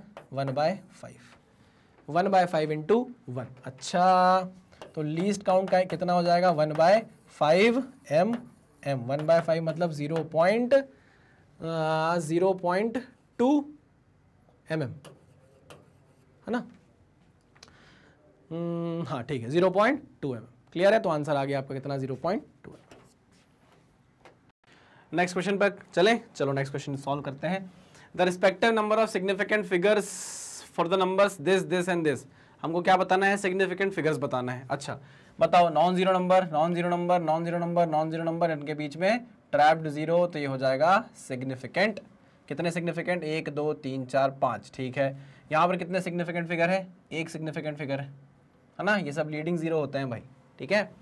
तो एक सिग्निफिकेंट फिगर, तो 5 एंड 1। यहाँ पर कितने सिग्निफिकेंट फिगर? 1 और 2, तो 5 1 2 is your answer, 5 1 2 is your answer, ठीक है ना। बहुत बेसिक सी चीज़ थी। देखिए हमने जितने भी क्वेश्चंस किए हैं उसमें हमने सिग्निफिकेंट फिगर हो, एरर हो, हमारा मेजरमेंट हो, हमारे डायमेंशन एनालिसिस हो, सब का सब हमने कवर कर लिया है अपने इतने सारे क्वेश्चंस में, ठीक है ना। आहा, बड़ा क्वेश्चन भाई, बड़ा क्वेश्चन, और जेई का भी क्वेश्चन है। अब आप बोलोगे सर इतना बड़ा क्वेश्चन क्यों करा रहे हो? हमको रिवाइज करने के लिए। जिन बच्चों को नहीं करना है वो क्वेश्चन नहीं करेंगे, छोड़ सकते हैं, कोई दिक्कत वाली बात नहीं है। जिनको रिवाइज करना है एक क्वेश्चन में पूरा का पूरा स्क्रू गेज, वो रिवाइज कर सकते हैं इस क्वेश्चन से एरर के साथ। इतना प्यारा क्वेश्चन है कि इसमें उन्होंने एरर भी इन्वॉल्व कर दी है, एरर भी इन्वॉल्व कर दी है और स्क्रू गेज भी इन्वॉल्व कर दिया है। एक क्वेश्चन बस देखिएगा, थोड़ा जिनको इंटरेस्ट आएगा वो देख सकते हैं, जिनको नहीं आएगा वो पानी वानी पीकर आ जाओ। आओ क्वेश्चन देखते हैं। The density of a solid ball is to be determined in an experiment. The diameter of the ball is measured with a screw gauge whose pitch is 0.5 mm। Pitch दी गई है 0.5 mm की, 0.5 mm की pitch दी गई है। और क्या दिया गया है? And there are 50 circular division. Circular scale division आपको टोटल कितने दिए हैं? 50 दिए हुए हैं, ठीक है। The reading on the main scale is 2.5 mm। आपको मेन स्केल रीडिंग दे दी, मेन स्केल रीडिंग दे दी 2.5 mm की। और क्या बोला? And that on the circular scale is 20 division. अब भैया जो कोइंसाइडिंग डिवीजन है वो 20th है सर्कुलर स्केल का, ओके। तो आपको सर्कुलर स्केल रीडिंग भी दे दी गई है, कैसे? लीस्ट काउंट इनटू 20, 20 की 25 है 20, ठीक है ना। अच्छा तो लीस्ट काउंट कैसे निकालेंगे? लीस्ट काउंट हम निकालेंगे pitch upon number of circular scale division से। पिच है 0.5 mm की, टोटल नंबर ऑफ डिवीजन कितने हैं भैया? सर्कुलर स्केल में 50 है। पॉइंट हटाया, 0 लगाया, काटा, आया 1/100, तो लीस्ट काउंट कितना आ गया? 0.01 mm का। ये लीस्ट काउंट आ गया, ठीक है। बात समझ में आई क्या किया है? हाँ, अब तो थक गए हैं कर करके भैया, अब तो हाथ खुद ब खुद चलते रहते हैं। मुझे अगर कोई पिच दे दे और कोई सर्कुलर स्केल डिवीजन दे दे, कोई बोले ना बोले, मैं लीस्ट काउंट तो तुरंत निकाल दूंगा, ठीक है। चलिए आगे बढ़ते हैं, क्या पूछ रहा है, if the measured mass of the ball has a relative error of 2%, मतलब delta m by 100, delta m by m into 100 आपको कितना दिया हुआ है, 2% दिया हुआ है, ठीक है ना। और पूछ रहा है रिलेटिव परसेंटेज एरर इन दी डेंसिटी, ठीक है, ओके। अब देखो यहां पर आप स्क्रू गेज का यूज क्यों कर रहे हो, आपको डायामीटर चाहिए स्टील बॉल का, है ना, सॉलिड बॉल है, जो भी सॉलिड बॉल है आपको उसका डायामीटर चाहिए, ठीक। रीडिंग आपको मेन स्केल दे दी है, सर्कुलर स्केल रीडिंग दे दी गई है, क्या आप टोटल रीडिंग नहीं निकाल सकते, क्या आप ऑब्जर्व्ड रीडिंग नहीं निकाल सकते, कोई एरर तो नहीं दिया हुआ ना, जीरो एरर, कोई नहीं, जीरो एरर नहीं दिया हुआ है, तो हम ऑब्जर्व्ड रीडिंग निकालते हैं, OR ऑब्जर्व्ड रीडिंग, यानी कि हम क्या फाइंड आउट कर रहे हैं, diameter of the solid ball, ठीक है, ओके। तो observed reading is nothing but main scale reading plus circular scale reading, ठीक है। मेन स्केल रीडिंग आपको दी गई है 2.5 mm, सर्कुलर स्केल रीडिंग कितनी आ जाएगी, लीस्ट काउंट 0.01 इंटू 20, कितना हो जाएगा ये, 0.20 हो जाएगा, ठीक है। तो 2.5 प्लस 0.20 कितना आ जाएगा, 2.70 mm। ये आपकी क्या आ गई भैया, this is diameter of ball, solid ball, ये डायमीटर ऑफ सॉलिड बॉल आ गया। लेकिन हमको यहां पर नहीं रुकना है, हमको तो क्या चाहिए, परसेंटेज एरर इन डेंसिटी चाहिए, ओके। तो डेंसिटी अगर हम निकालने जाएं, तो जो सॉलिड बॉल है वो स्फेरिकल होती है, तो आप डेंसिटी का फॉर्मूला क्या लिख सकते हो भाई, मास अपॉन वॉल्यूम, देखो मास अपॉन वॉल्यूम लिख सकते हो कि नहीं लिख सकते, बिल्कुल लिख सकते हैं, ठीक। स्फेरिकल बॉडी का जो वॉल्यूम होता है वो होता है 4/3 पाई r क्यूब। लेकिन दिक्कत यहां पर यह है कि आपने डायामीटर निकाला हुआ है बॉल का, तो आपको वॉल्यूम का वो फॉर्मूला लिखना पड़ेगा जिसमें डायामीटर इन्वॉल्व हो, क्या इन्वॉल्व हो, डायामीटर इन्वॉल्व हो। यहां तो रेडियस इन्वॉल्व है, आई मेरी बात समझ में, यहां रेडियस इन्वॉल्व है, आपको ऐसा फॉर्मूला लिखना पड़ेगा डेंसिटी का जहां आपको डायामीटर दिखे। तो मैं यहां पर चेंज कर सकता हूं इस फॉर्मूले को कि नहीं, डायामीटर में बिल्कुल कर सकते हैं सर। देखो रेडियस क्या होता है, डायामीटर का आधा, 4/3 पाई r क्यूब, क्या हो जाएगा ये, 4/3 पाई d का क्यूब बाय 8, ठीक है ना, 4 2 जा 8, 3 2 जा 6, तो π/6 d क्यूब के बराबर आ गया क्या ये, हाँ सर, π/6 d क्यूब के बराबर आ गया। यानी कि 4/3 पाई r क्यूब को आप डायमीटर के टर्म्स में क्या लिख सकते हो, π/6 d क्यूब, π/6 डायमीटर का क्यूब, हाँ कि ना, हाँ सर बिल्कुल सही। अब परसेंटेज एरर निकालना है, तो आओ भाई, आओ फॉर्मूला लिखें, इज इक्वल्स टू, ये देखो भाई, delta m by m into 100 plus, अब ये तो कांस्टेंट है, d क्यूब ऊपर चला जाएगा, ऊपर क्या चला जाएगा, जैसा है उसमें हम पावर निकाल कर आगे रख देंगे, into delta d by d into 100 कर देंगे। ये तो हम कर करके आप थक चुके हैं, ठीक है ना, ओके। क्या चला गया है आंखों में, हाँ, delta m by m into 100, यहाँ पर उसकी वैल्यू आपको 2% दी हुई है, देखो लिख दी मैंने 2% प्लस 3 टाइम्स ऑफ, अब डेल्टा d बाई डी की वैल्यू आपने निकाल ली, देखो ये जो ऑब्जर्व रीडिंग है ये और कुछ नहीं है, this is the diameter of solid ball.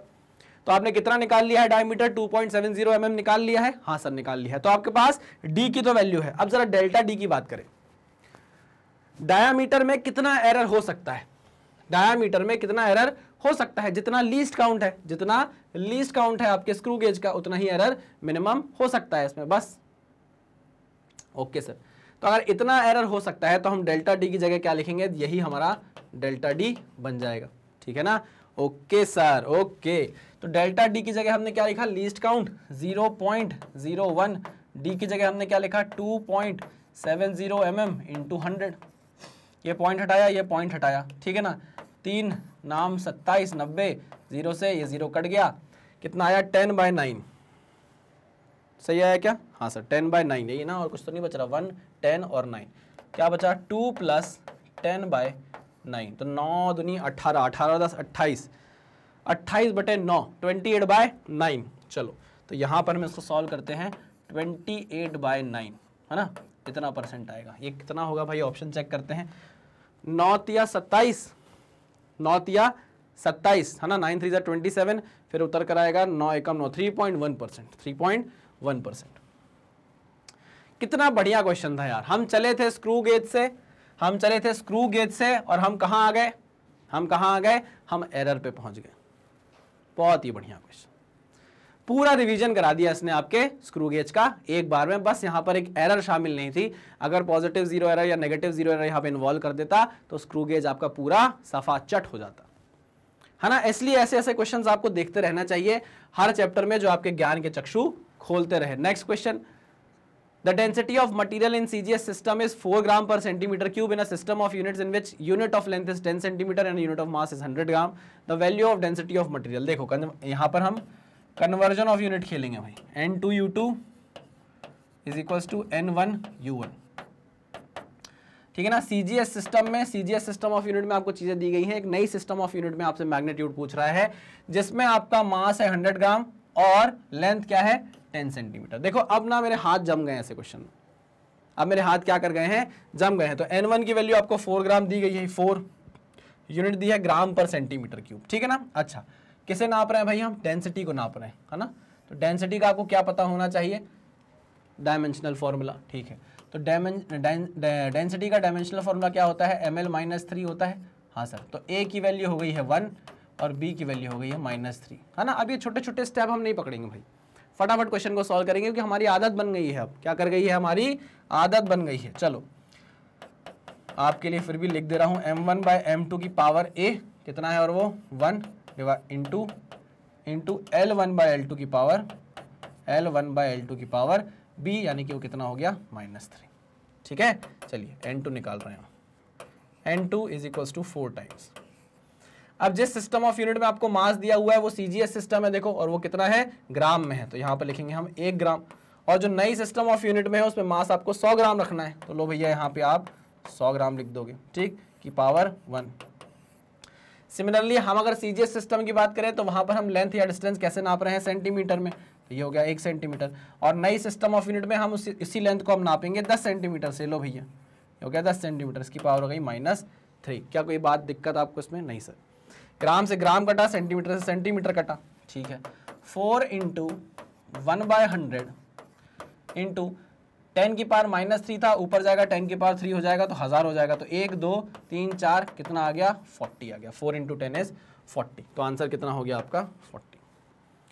Clear. Conversion of units के भी हमने कितने क्वेश्चन कर लिए हैं भाई, अब आपको इसमें कोई भी दिक्कत नहीं आनी चाहिए मेरे ख्याल से। Next question, the density of a material in the shape of a cube, एक क्यूब है, determined by measuring the 3 sides of the cube and its mass, ठीक है। डेंसिटी आप निकाल रहे हो वॉल्यूम और मास की मदद से। If the relative error in measuring the mass and length are 1.5% and 1%, ठीक है। मतलब डेल m/m दिया हुआ है, डेल m/m इंटू 100 आपको दिया हुआ है कितना, 1.5%, और डेल्टा l/l आपको दिया हुआ है कितना, इंटू 100 कितना दिया हुआ है आपको, 1%। देखो अब क्या है, मेरे दिमाग में पिक्चर एकदम क्लियर होने लगी है। इस क्वेश्चन को सॉल्व करने के लिए मैं पूरा नहीं लिखूंगा, क्यों, क्योंकि मुझे पता है कि यहाँ क्यूब की डेंसिटी की बात हो रही है। किसकी बात हो रही है, क्यूब की डेंसिटी की बात हो रही है, यानी कि मास अपॉन वॉल्यूम, और वॉल्यूम ऑफ क्यूब क्या होता है, L क्यूब होता है, ठीक है ना। मुझे पता है कि रिलेशन कैसा बनने वाला है, डेल्टा m/m इंटू 100। देखो मैंने ये सब दिमाग में सोच लिया है, ठीक है ना। और इसका बनेगा 3 times of delta l/l into 100, यही बनेगा कि नहीं बनेगा, हाँ सर ये बनेगा। इसकी वैल्यू आपको ऑलरेडी 1.5% दे दी गई है ना। इसकी आपको 1% दी है, तो ये 3 इंटू 1% हो जाएगा, कितना हो जाएगा 3 और 1 4, 4.5%। आंसर आपका क्या आ जाएगा, 4.5%। जिन बच्चों ने मेरे सारे क्वेश्चंस देखे होंगे, प्रैक्टिस क्वेश्चन देखे होंगे, मेरे लेक्चर देखे होंगे, उनको समझ में आ रहा होगा कि अब ये क्वेश्चन आपके लिए बहुत आसान हो गए। ये अभी का आया हुआ क्वेश्चन है, देखो जेईई मेंस 2018 का। क्लियर, पक्का 100%, जी सर 100%। आ जाओ नेक्स्ट क्वेश्चन पे चलते हैं।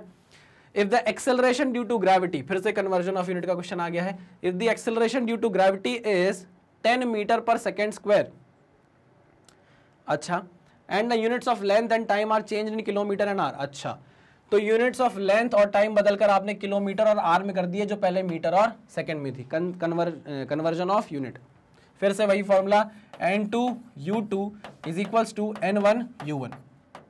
कोई दिक्कत, अभी आपको जो यूनिट दी गई है वो मीटर पर सेकेंड स्क्वायर में दी गई है, मीटर पर सेकेंड स्क्वायर में दी गई है, और N1 कितना है, 10 है। चलो तो 10, फिर वही बात m1/m2, वैसे m2 रहेगा नहीं क्योंकि यहाँ पर तो क्या है भाई, मीटर है यानी कि L, और ये क्या है, टाइम है, t की पावर -2 है, मास तो है ही नहीं, मास तो है ही नहीं, तो मास लिखने की जरूरत भी नहीं है।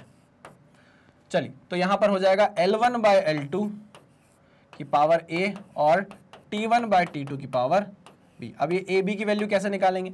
यहां बात हो रही है ग्रेविटेशनल एक्सेलरेशन की, तो हम जानते हैं कि ग्रेविटेशनल एक्सेलरेशन का जो डायमेंशनल फॉर्मूला है वो LT-2 है। तो a की वैल्यू है 1 और b की वैल्यू है -2। ठीक है, चलो वेरी गुड। जो आपको सिस्टम ऑफ यूनिट दी गई थी उसमें आप लेंथ नाप रहे हो मीटर में, तो मैं लिख देता हूं 1 मीटर, और जो नई सिस्टम ऑफ यूनिट है उसमें आप कैसे नापोगे? किलोमीटर में, तो 1 किलोमीटर। पावर कितना आ गया? ए की वैल्यू लिख देता हूं सीधा सीधा 1। नई पुरानी सिस्टम ऑफ यूनिट में आप टाइम नाप रहे हो सेकंड से, तो 1 सेकंड हो गया, और नई सिस्टम ऑफ यूनिट में आप टाइम नापोगे कैसे? आर में, 1 घंटे में 1 आवर, और पावर बी की वैल्यू कितनी हो गई? -2। ठीक है, चलो इसको खोलो भैया। 10 खोलो मतलब सिंप्लीफाई करो। 1 मीटर 1 किलोमीटर में 1000 मीटर, ठीक है ना, पावर चढ़ गई 1। यह है 1 सेकेंड। यहाँ पर 1 आवर में कितने सेकेंड? 3600 सेकेंड। बता चुका हूँ मैं आपको कि कैसे निकालते हैं हम, 3600 कैसे आया? अरे भैया 1 आवर में होते हैं 60 मिनट, है ना, और 1 मिनट में होता है 60 सेकेंड। तो 60 मिनट में कितने सेकेंड होंगे? 60 × 60। तो 1 आवर में कितने सेकंड हो जाएंगे? तो 1 आवर में हो जाएगा आपका, 1 आवर में हो जाएगा 60 × 60 सेकेंड्स, यानी कि 3600 सेकेंड्स। Very good. यहां से सेकंड काटा, अच्छा और कुछ नहीं कट रहा, आ जाओ आगे बढ़ते हैं। तो N2 इज इक्वल टू 10 × 1/1000, और यहां देखो आप 3600 नीचे है, इसकी पावर -2 है। अगर मैं इसको ऊपर ले जाऊंगा तो पावर +2 हो जाएगी। ठीक है, +2 मतलब 3600 का स्क्वायर, तो 3600 × 3600 मैंने ऐसे लिख दिया। 1 0 2 0 1 0 2 0 1 0 1 0। ठीक है, क्या बचा? 36 × 36, 6 6 36, 36 हासिल है 3 6 3 18। ठीक है, तो N2 की वैल्यू लगभग आ जाएगी इसमें 129,600। कितनी आ जाएगी? 129,600। चेक कर लीजिएगा मल्टीप्लाई करके। N2 की वैल्यू 129,600 आ गई है। क्लियर है ना? अब देखो, आप इस क्वेश्चन में ये स्टेप हटा सकते थे, ये स्टेप हटा सकते थे, सीधे क्वेश्चन को यहां से सॉल्व कर सकते थे, एक लाइन में क्वेश्चन सॉल्व हो जाता। ठीक है ना, ये दिमाग में रखना है ना, ये स्टेप तो आपको दिमाग में रखना है, ये लिखने की जरूरत थोड़ी नहीं है। फटाफट करेंगे तो आंसर आपका बहुत जल्दी आ जाएगा। Next question. The circular scale of a screw gauge has 50 divisions and a pitch of 0.5 mm. Find the diameter of sphere main scale reading is 2। अब देखो, ऐसा जो क्वेश्चन है ना, ये डायग्राम बेस्ड क्वेश्चन है। हो सकता है आपको ये डायग्राम उतना क्लियरली ना दिखाई दे रहा हो सकता है, लेकिन एग्जाम में जब आपको ऐसा कोई क्वेश्चन मिलेगा, अगर मिलता है तो आपको डायग्राम एकदम क्लियर रहेगा, है ना। मैं यहाँ पर आपको बता देना चाहता हूँ कि पहले आपका स्क्रू गेज बंद है, फिर स्क्रू गेज को खोला गया है और उसके बीच में एक वायर फंसा दी गई है ना, स्फीयर फंसा दिया गया, डायमीटर जिसका आपको नापना है। एक स्फीयर है, दिस इज योर स्फीयर, इसका डायमीटर आपको नापना है ना। जब आपने अपने थिम्बल को घुमाया, पीछे किया, आपका ये स्क्रू गेज पीछे आया, इसका जो एक जॉ है पीछे आया, यहाँ पर ये स्फीयर फंसा, तो जो रीडिंग आ रही है उसमें जो सर्कुलर स्केल है ना, उसका 25वां डिवीजन, सर्कुलर स्केल का 25th डिवीजन बेस लाइन से यानी कि रेफरेंस लाइन से क्या कर रहा है? कोइंसाइड कर रहा है। तो वो पूछ रहा है कि find the diameter of sphere. Main scale reading आपको 2 दी गई है। ठीक है, मेन स्केल रीडिंग आपको क्या दे दी गई है? 2 दे दी गई है। अच्छा चलो, very good. Main scale reading 2 दी है। ठीक है, 2 दी है, तो एक आपको पिच जो दी है, एक रीडिंग जब रहेगी तो एक रीडिंग का मतलब है 0.5 mm। ठीक है ना, 2 रीडिंग का मतलब है 0.5 + 0.5। देखो ना, एक डिवीजन मतलब एक पिच, एक डिवीजन मतलब एक पिच, ये 0.5, ये 0.5, कितना हो गया? 1 mm। तो मेन स्केल रीडिंग आपको कितनी दिख गई? मेन स्केल रीडिंग आपको दिख गई 2 डिवीजन, एक डिवीजन में एक पिच, तो 2 डिवीजन में 2 पिच, यानी कि 1 mm आ गया। कितना आ गया? 1 mm आ गया। ठीक है, अब बात करते हैं सर्कुलर स्केल रीडिंग की। सर्कुलर स्केल रीडिंग की वो कैसे लेते हैं भाई? Least count into coinciding division, वो 25 है, आपने बताया सर। ठीक है, तो यहां पर आपको पिच दी है 0.5 और 50 डिवीजन बोल दिया है, तो जरा लीस्ट काउंट निकाल लें। 0.5 की पिच डिवाइड बाय कितने डिवीजन? 50 डिवीजन। ये पॉइंट हटाया, 0 लगाया, हो जाएगा 1/100, 1/100, 0.01 mm। तो सर्कुलर स्केल रीडिंग कितनी आ जाएगी 0.01 mm, यहाँ रख देंगे हम, तो आ जाएगा 0.25 mm आएगा कि नहीं आएगा? हाँ सर आएगा। तो चलो हम टोटल रीडिंग यानी कि ऑब्जर्व रीडिंग निकालते हैं और वो क्या होगी, main scale reading plus circular scale reading. चलो मेन स्केल रीडिंग है 1 mm, सर्कुलर स्केल रीडिंग है 0.25 mm, तो कितना आ जाएगा ये 1.25 mm, 1.25 mm, ठीक है ना। यहां पर एक गलती हो सकती है कि आप देखो कि यहां पर बोला गया है मेन स्केल रीडिंग है 2, तो इसको आप 2 mm मत समझ लेना, ये गलती हो सकती है। अगर आपने इसको 2 mm समझा तो आपका आंसर 2.25 mm आ जाएगा, जो कि गलत है। यहां पर उसने बोला कि जब आपका सर्कुलर स्केल को आपने घुमाया है ना, तो सर्कुलर स्केल को जब आप घुमाकर यहां अपने स्फीयर फंसा रहे हो तो मेन स्केल में आपको 2 रीडिंग दिखाई दे रही है। 2 रीडिंग मतलब 2 डिवीजन दिखाई दे रहे हैं, डिवीजन 1 डिवीजन 2। देखो बनाकर दिखा देता हूं, अगर आपको कोई भी कंफ्यूजन है तो वो मर जाना चाहिए कंफ्यूजन यहीं के यहीं, ठीक है ना। ये है 0 1 2 है ना, और यहाँ कहीं पर आपका सर्कुलर स्केल है, ठीक है ना, ये आपकी सर्कुलर स्केल है। तो वो बोल रहा है कि ये 1 डिवीजन और ये 2 डिवीजन। आपको पता है कि 1 डिवीजन जो होता है ये 1 पिच के बराबर होता है। किसके बराबर होता है? 1 पिच के बराबर। तो 2 डिवीजन जो है वो 2 पिच के बराबर हो जाएंगे। 1 पिच है 0.5 mm के बराबर, तो 2 पिच हो जाएगी 1 mm के बराबर, ठीक है। और सर्कुलर स्केल रीडिंग हमने निकाली ली है, वो 0.25 आई है, तो हमने क्या किया भाई 1 mm प्लस 0.25 mm कर दिया, आ गया 1.25 mm is your answer. Clear है? अच्छा, यहाँ पर भी एम्बिग्यूटी हो सकती है, मैंने आपको बताया ना, कई बुक्स में आंसर 2.25 भी दिया हुआ है। मेरे हिसाब से वो आंसर सही नहीं होगा, क्योंकि जब आप इस फिगर को देखोगे ध्यान से तो वहां पर आपको 2 रीडिंग दिखाई देती है, 1 2, जैसे मैंने आपको यहाँ पे बताई ना, ये 0 1 2। तो ऑब्वियस ही बात है कि आंसर आपका 1.25 mm ही होना चाहिए, है ना। देखिए आपसे कुछ नहीं छुपा रहा हूं मैं, हो सकता है कहीं आपको आंसर 2.25 भी देखने को मिले, लेकिन मेरा विवेक मेरी बुद्धि ये कहती है डायग्राम देखने के बाद कि आंसर 1.25 mm होना चाहिए। Next, which of the following is a dimension less constant. अच्छा, रिफ्रैक्टिव इंडेक्स डायमेंशन लेस होता है, पता है। पॉइजन्स रेशियो डायमेंशन लेस होता है, अच्छा। रिलेटिव डेंसिटी डायमेंशन लेस होता है। ग्रेविटेशनल कांस्टेंट डायमेंशन लेस नहीं होता है, तो आंसर आपका ग्रेविटेशनल कांस्टेंट हो गया। अरे आपको पता है ना, ग्रेविटेशनल कांस्टेंट का जो डायमेंशन होता है वो m-1 L³ T-2 होता है ना, इसलिए आंसर आपका डी हो जाएगा। Next question, the density of a material in SI unit is 128 kg/m3, the certain unit in which the, अरे यार कन्वर्जन ऑफ यूनिट का क्वेश्चन है। N2U2 is equals to N1U1, N2U2 is equals to N1U1, unit of mass is 50 gram, the numerical value of density of the material. अब आपको नई system of unit में N2 की value निकालनी है ना। डेंसिटी की बात हो रही है, तो वही बात है, ml-3 is the dimensional formula, यानी कि A की वैल्यू है 1, B की वैल्यू है -3, ठीक है ना। पुरानी यूनिट में आपको N1 की वैल्यू 128 दी गई है। चलिए very good, m1 bye m2 की पावर a और L1 बाय L2 की पावर b, ठीक है ना। चलिए 128। पुरानी सिस्टम ऑफ यूनिट में आप मास नाप रहे हो kg से, नई सिस्टम ऑफ यूनिट में क्या बोला गया है, in which the unit of length is 25 centimetre and the unit of mass 50 gram. तो यहाँ पर आपको मास 50 ग्राम में है, ठीक है। पावर कितनी है, a की वैल्यू है 1, ठीक है। पुरानी सिस्टम ऑफ यूनिट में आप लेंथ नाप रहे हो मीटर में, और नई सिस्टम ऑफ यूनिट में आप नाप रहे हो 25 सेंटीमीटर में। पावर चढ़ा दो कितनी, -3। डेंसिटी है ना, हाँ चलो डेंसिटी है, तो ये जाएगा 128। सिंप्लीफाई करो इसको, ऊपर 1 kg है तो आप इसको 1000 ग्राम लिख सकते हो, नीचे 50 ग्राम है, ठीक है, कि पावर कितनी है 1 है।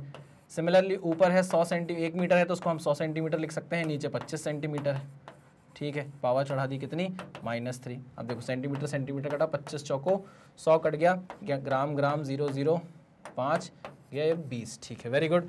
तो ये हो गया 128 इंटू 20 की पावर 1 इंटू 4 की पावर -3, यानी कि 1/4³, यानी कि 1/4³, ठीक है, पक्का। हाँ सर, तो इसको मैं 4 बार लिख दूं, 3 बार 4 लिख दूं, 4 4 4, 4 पंचे 20, ठीक है, 4 तिया 12, 4 दूनी 8, ठीक है ना, 4 अट्ठे 32, 4 अट्ठे 32, 8 पंचे 40 और दूनी 8 पंचे 40, अरे यार ये 8 है, ये 5 8 पंचे 40, ठीक है ना। तो 40 is your answer, 40 is your answer. ठीक है, पक्का हमने कुछ मिस तो नहीं किया है ना? चेक कर लूँ एक बार फिर से। 128 है, 128 के बाजू में क्या था? 20 था, 20 के बाद नीचे क्या था भाई? 4 × 4 × 4, तो ये 4 पंचे 20 कट गया। ठीक है, 4 तिया 12, 4 दूनी 8, 2 दूनी 4, 16 दूनी 32, 2 अट्ठे 16, 8 पंचे 40। ठीक है, 40 इज योर आंसर। चेक कर लेना चाहिए भाई जब भी दिमाग में डाउट हो तो। Next question, the least count of the main scale of a screw gauge is 1 mm, minimum number of division on it circular scale required to measure 5 micron diameter of wire. अब आपको minimum इतना diameter major करना है, तो आपसे question ने क्या दे दिया है? मिनिमम इतना मेजर करना है, कितना? 5 माइक्रोन। अच्छा, तो एक्चुअल में आपका लीस्ट काउंट दे दिया है उसने 5 माइक्रोन के बराबर, यानी 5 × 10⁻⁶ मीटर के बराबर। आपको मिनिमम इतना मेजर करना है, तो लीस्ट काउंट आपका इतना हो पाएगा, तभी तो आप मिनिमम इतना मेजर कर पाओगे। ठीक है, least count of a main scale of screw का गेज इज 1 mm। अच्छा, least count of the main scale of a screw gauge, अच्छा सॉरी मैंने उल्टा पढ़ लिया। Least count of a main scale of a screw gauge is minimum number of division on it. ठीक है, तो यहाँ पर आपको जो लीस्ट काउंट बोलकर कंफ्यूज किया है, जिसमें मैं भी कंफ्यूज हो गया था जल्दी जल्दी पढ़ने में, least count of the main scale of a screw gauge, main scale का जो लीस्ट काउंट आपको दिया हुआ है, यानी कि आपको पिच दिया हुआ है। क्या दिया हुआ है? आपको पिच दिया हुआ है ना? वो कितना है? 1 mm है। ठीक है, और क्या बोला है? आपको मिनिमम कितना नापना है? 5 माइक्रोन नापना है, तो 5 × 10⁻⁶ मीटर का तो आपका लीस्ट काउंट होना चाहिए, तभी तो आप इतना छोटा डायमीटर नाप पाओगे। इसके लिए वो पूछ रहा है कि बताओ number of circular scale division कितने रिक्वायर्ड होंगे, तो हम जानते हैं least count is nothing but pitch upon number of circular scale division. Least count कितना है? 5 × 10⁻⁶। ठीक है, पिच कितना है? 1 mm, पिच कितना है? 1 mm। सर्कुलर स्केल डिवीजन आपको निकालना है। चलो आ जाओ, तो सर्कुलर स्केल डिवीजन टोटल निकालना है आपको 1/5 × 10⁻⁶ से, है ना? 1 mm, 1 mm, 1 mm। ठीक है, अच्छा मैंने मीटर में लिख दिया, ये mm में हो गया है ना? वही मैं सोचूं इतनी बड़ी वैल्यू थोड़ी ना आएगी, तो इसको mm में चेंज कर लो भाई, इसको mm में चेंज कर लो, या तो आप इसको मीटर में चेंज कर लो, कुछ भी कर लो, या तो आप इसको मीटर में चेंज कर लो या तो उसको mm में चेंज कर लो। तो अगर मैं 1 को 10⁻³ से मल्टीप्लाई कर दूंगा तो ये मीटर में चेंज हो जाएगा? नहीं, अरे भाई अगर मैं mm को 10⁻³ से मल्टीप्लाई कर दूंगा तो ये मीटर में चेंज नहीं हो जाएगा? नहीं सर, हमको नहीं समझ में आ रहा। ओहो, देखो ये 5 × 10⁻⁶ क्या है? ऊपर है mm, नीचे है मीटर। अगर आप मीटर को mm में चेंज करना चाहोगे तो क्या करोगे? 1000 से मल्टीप्लाई कर दोगे। ये तो समझ में आ रहा होगा? हाँ सर, ये समझ में आया, ये समझ में आया। ठीक है, तो अब यहाँ से ऐसे समझ लो, circular scale division is nothing but 1/5 × 10⁻⁶ से 10⁻³ है, 10⁻³ हो जाएगा।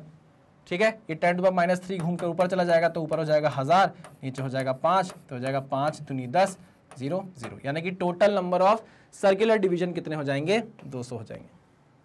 क्लियर? यहाँ पर हमने यूनिट चेंज नहीं की थी, इसलिए बहुत ज़्यादा वैल्यू आ रही थी, अब हमने यूनिट चेंज कर लिया। क्लियर है? जी सर, बहुत बढ़िया। कुल मिलाकर बात इतनी थी कि आपको बहुत छोटा डायमीटर नापना था, और जब डायमीटर बहुत छोटा है तो आपका लीस्ट काउंट कम से कम उतना तो होना चाहिए। तो हमको एक्चुअल में वो डायमीटर ऑफ वायर बताकर आपको क्या बताने की कोशिश कर रहा है कि लीस्ट काउंट कितना है आपका? 5 माइक्रोन है। ठीक है, और आपको least count of main scale बताकर वो क्या कंफ्यूज करने की कोशिश कर रहा है कि भैया आप इसको लीस्ट काउंट मान लो पूरे इंस्ट्रूमेंट का। नहीं, मेन स्केल का लीस्ट काउंट मतलब वो आपको पिच की वैल्यू बता रहा है, तो हमने पिच की वैल्यू ले ली 1 mm, है ना? अब हमको पता है कि pitch upon number of circular scale division आपको क्या देता है? लीस्ट काउंट देता है। हमें लीस्ट काउंट पता है, हमें पिच पता है, तो हमने number of circular scale division निकाल लिया। सिंपल, बहुत बढ़िया सर।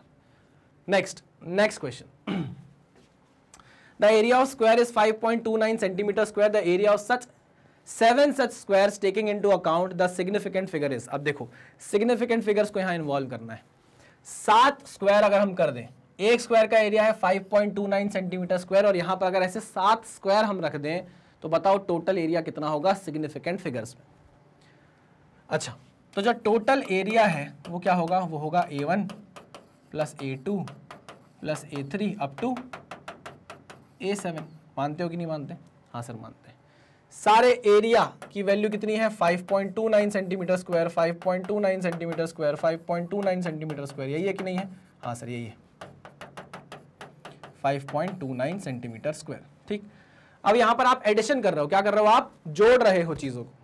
तो जब आप एडिशन और सब्ट्रैक्शन करते हो तो जो आपका फाइनल रिजल्ट आना चाहिए, फाइनल आंसर आना चाहिए, वो लीस्ट डेसिमल प्लेस अगर किसी के पास है, किसी पर्टिकुलर क्वांटिटी के पास है, तो उसमें राउंड ऑफ आपको फाइनल आंसर करना पड़ेगा। यहां पर आप देखो कि हर एरिया के पास लीस्ट डेसिमल प्लेस 2 ही है, तो जो फाइनल आंसर होगा वो 2 डेसिमल प्लेस तक आना चाहिए। तो आप 4 ऑप्शन देखो, 1 2 3 4, इसमें सिर्फ यही एक ऑप्शन है जो 2 डेसिमल प्लेस तक गया है, तो आंसर हो जाएगा 37.03 सेंटीमीटर स्क्वायर। क्लियर? अगर आपको ऐसे रूल्स याद हो गए ना, तो देखिए कितना आसान हो जाता है क्वेश्चंस आपके लिए करना।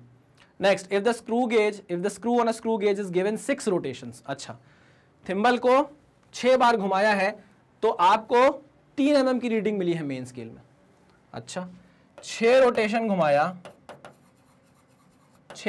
घुमाया तो 3 mm की रीडिंग मिली है ना। हमको 6 रोटेशन से मतलब ही नहीं है, हमको तो पिच जानना है ना। हमको क्या जानना है, पिच जानना है। और पिच क्या होती है, एक रोटेशन में जो रीडिंग आपको मिले मेन स्केल में, अपने थिम्बल के सर्कुलर स्केल के एक रोटेशन के बाद आपको मेन स्केल पे जो रीडिंग दिखे वही आपकी पिच कहलाती है। यहां तो 6 रोटेशन हो गया भैया, हमको तो एक रोटेशन से मतलब है,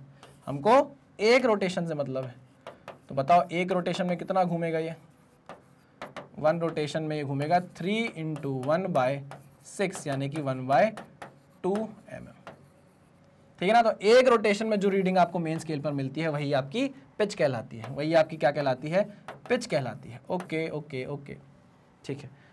आगे क्या पूछ रहा है, if there are 50 divisions on the circular scale the least count आपसे पूछ रहा है। तो least count is nothing but pitch यानी कि 1/2 mm और divided by number of circular scale division, और वो कितने हैं, 50 है, तो ये कितना हो गया 1/100। ठीक है ना, mm में था तो कितना आ गया ये 0.01 mm। लीस्ट काउंट कितना आ गया 0.01 mm। अच्छा, आंसर किस में दिया हुआ है, सेंटीमीटर में दिया है, 0.01 नहीं हो सकता, 0.001 सेंटीमीटर, 0.001 सेंटीमीटर। क्लियर है, पक्का 100%? अरे भाई 10 mm का 1 सेंटीमीटर होता है, तो 0.01 mm का कितना सेंटीमीटर होगा, 0.01 डिवाइड बाय 10। अरे आई मेरी बात समझ में, पॉइंट हटाओगे तो 2 0 और लगेंगे, तो जाएगा 0.001 सेंटीमीटर। आई बात समझ में? हाँ सर, चलो very good very good very good. वैसे ज़रूरत नहीं थी बताने की, लेकिन मैंने सोचा अगर आपके दिमाग में कोई कंफ्यूजन हो तो उसे क्लियर कर लिया जाए। 90th क्वेश्चन अच्छा क्वेश्चन है। अब आप बोलोगे इसमें क्या अच्छा है, उससे भी डिस्कस करेंगे, पहले क्वेश्चन समझते हैं। Using screw gauge of pitch 0.1 centimetre, पहले ही बोल दिया उसने कि पिच ले लो भैया, एक स्क्रू गेज है जो उसकी 0.1 सेंटीमीटर पिच है। And 50 division, number of circular scale division कितने दिए हैं आपको, 50। 50। अच्छा, the thickness of an object is measured, okay, it should correctly be recorded as, है क्या सर, कुछ मेन स्केल रीडिंग तो दो, कुछ मेन स्केल रीडिंग दो, है ना। मैं लीस्ट काउंट निकालूंगा, इससे मैं लीस्ट काउंट निकालूंगा, मेन स्केल रीडिंग आप दोगे, सर्कुलर स्केल रीडिंग उसमें जोड़ूंगा, तब जाकर तो मैं आंसर दे पाऊंगा।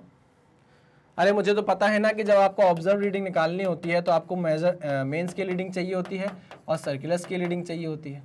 मेन स्केल रीडिंग आप डायरेक्ट दे देते तो मैं लीस्ट काउंट को सर्कुलर स्केल डिवीजन से मल्टीप्लाई करके सर्कुलर स्केल रीडिंग निकाल लेता और फिर फाइनल आंसर निकाल लेता।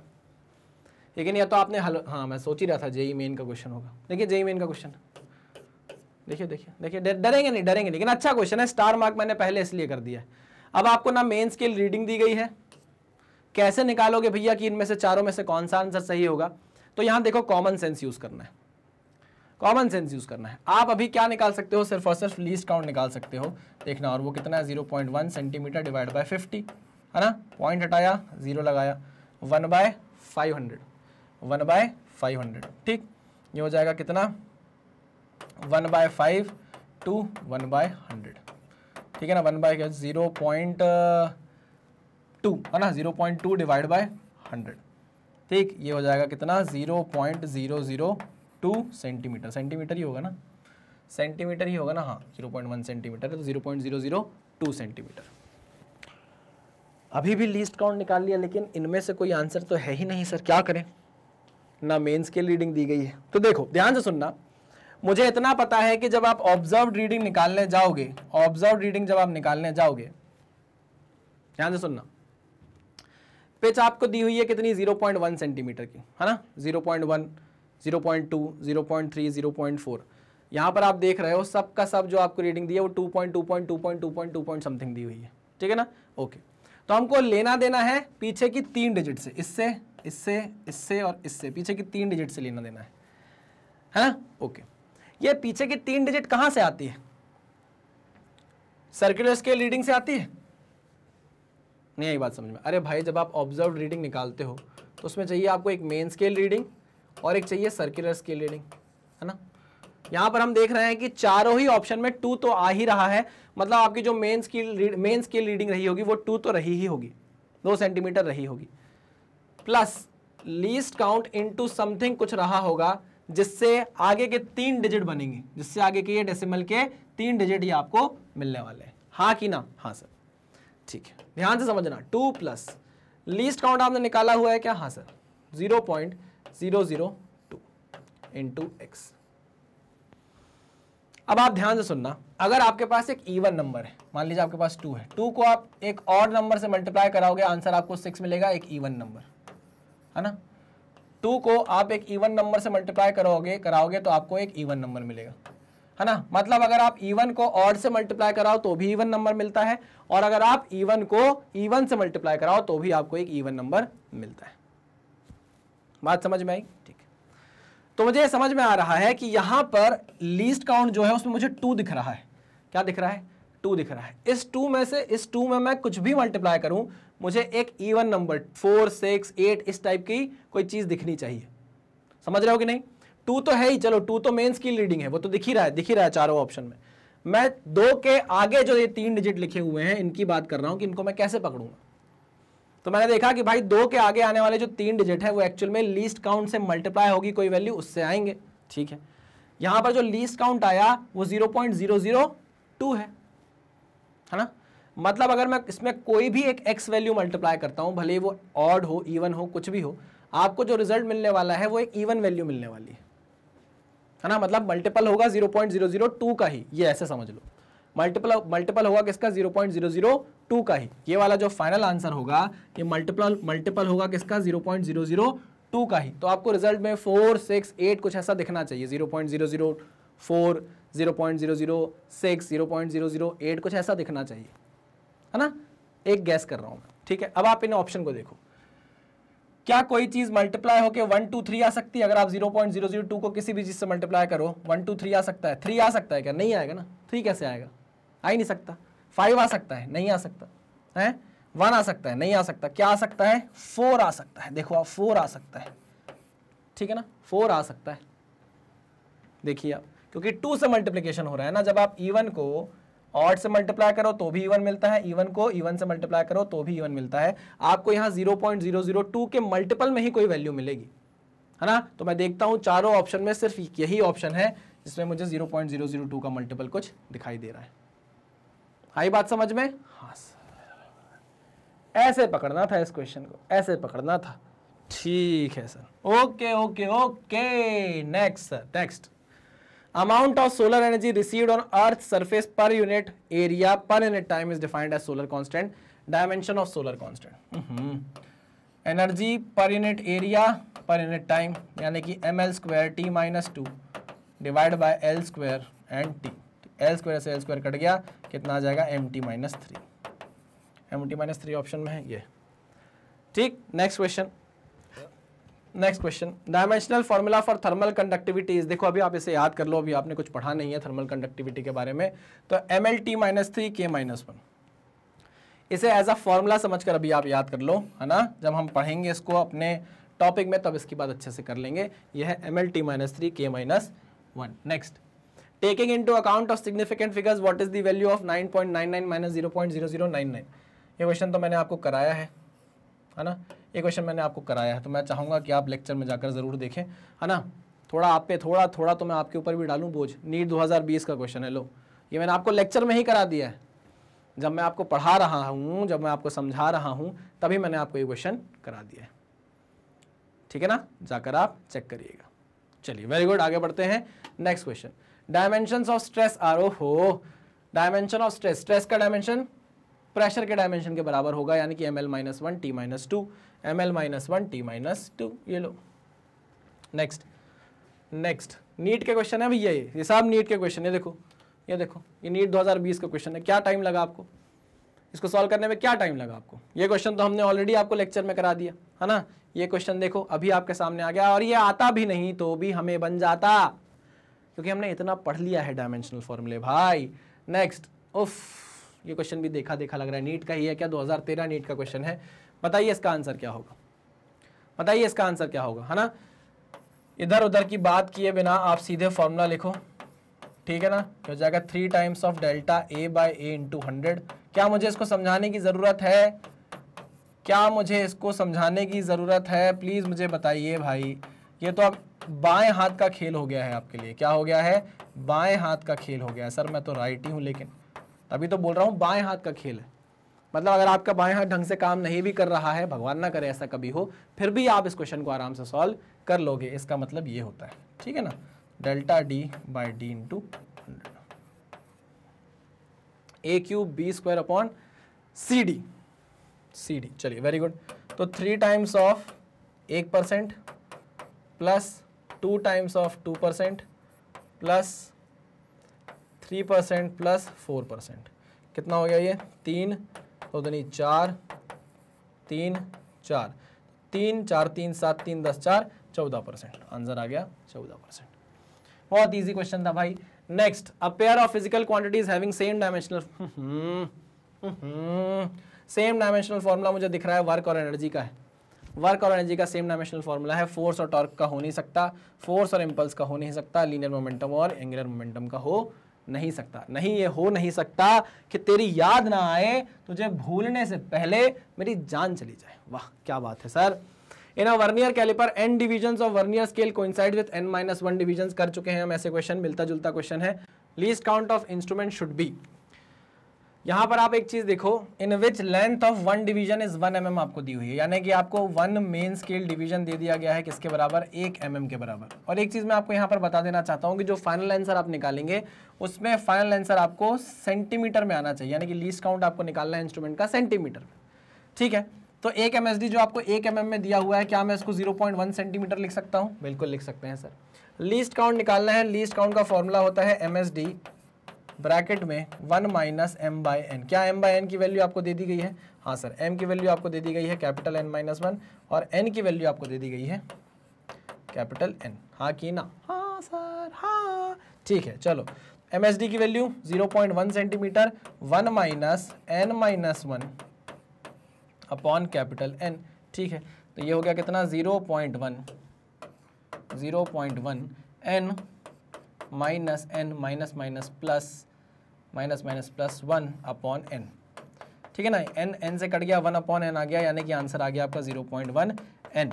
ऑप्शन चेक करें, ऑप्शन में तो 0.1 अपॉन n दिया ही नहीं है, तो यहाँ से पॉइंट हटाओ, लगाओ 0 ऐसे नहीं लगाना है, 10 से मल्टीप्लाई करो, तो 1 upon 10 n is your answer. This is the least count of the instrument. बहुत बढ़िया, आगे बढ़ते हैं।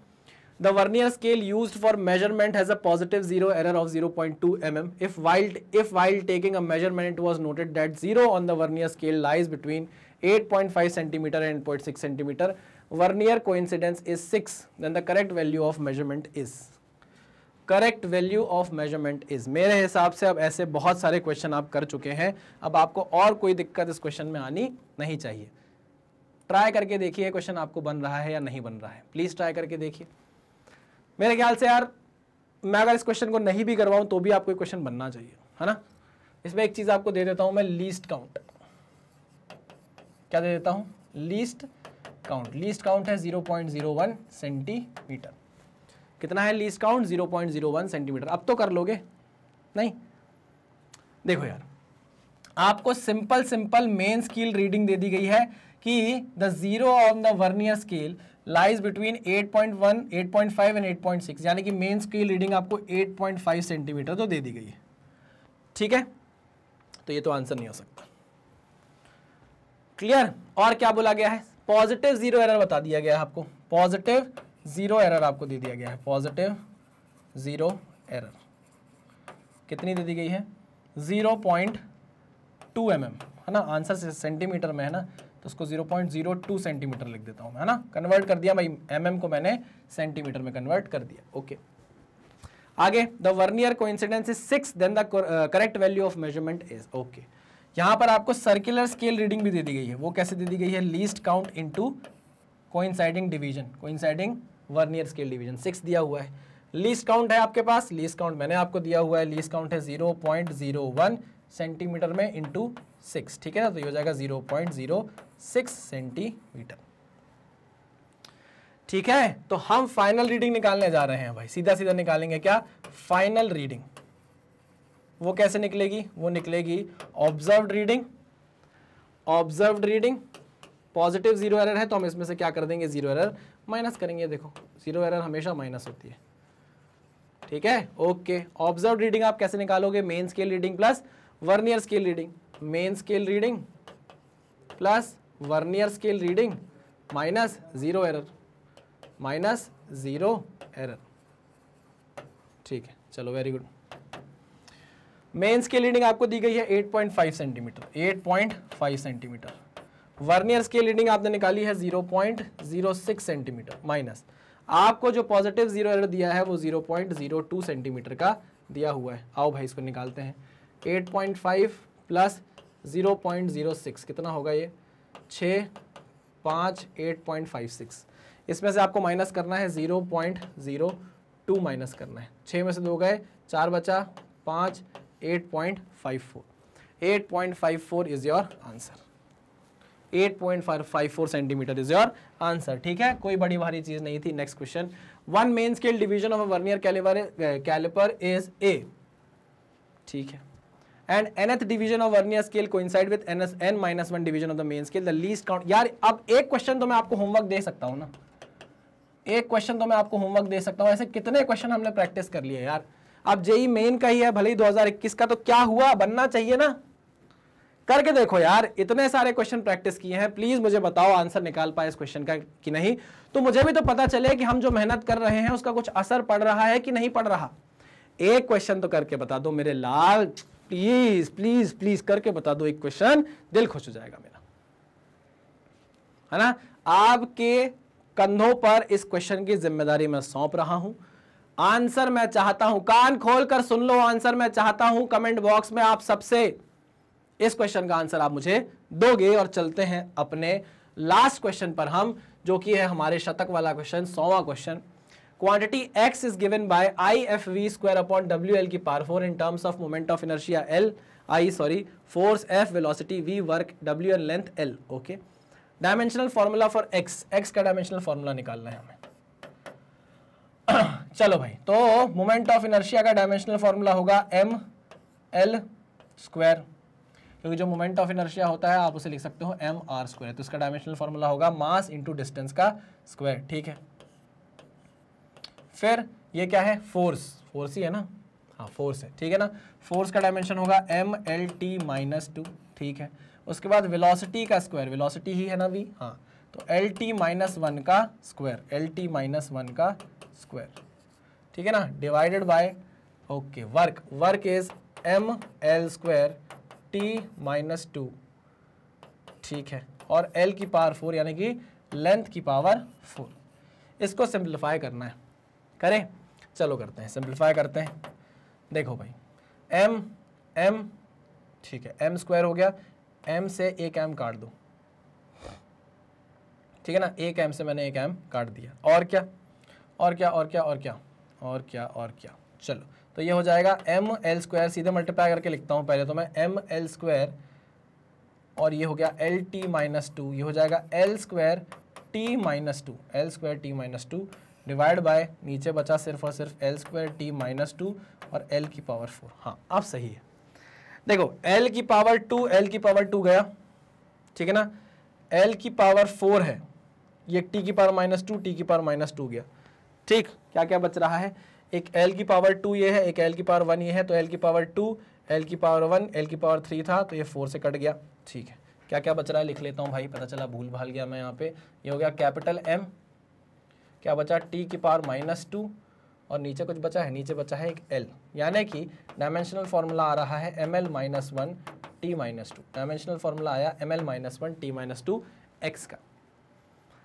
अब वो बोल रहा है कि बताओ इनमें से कौन सी वो चीज है। अब मुझे तो देखो एनर्जी डेंसिटी के बारे में पता है। एनर्जी डेंसिटी क्या होता है? Energy stored per unit volume, energy stored per unit volume.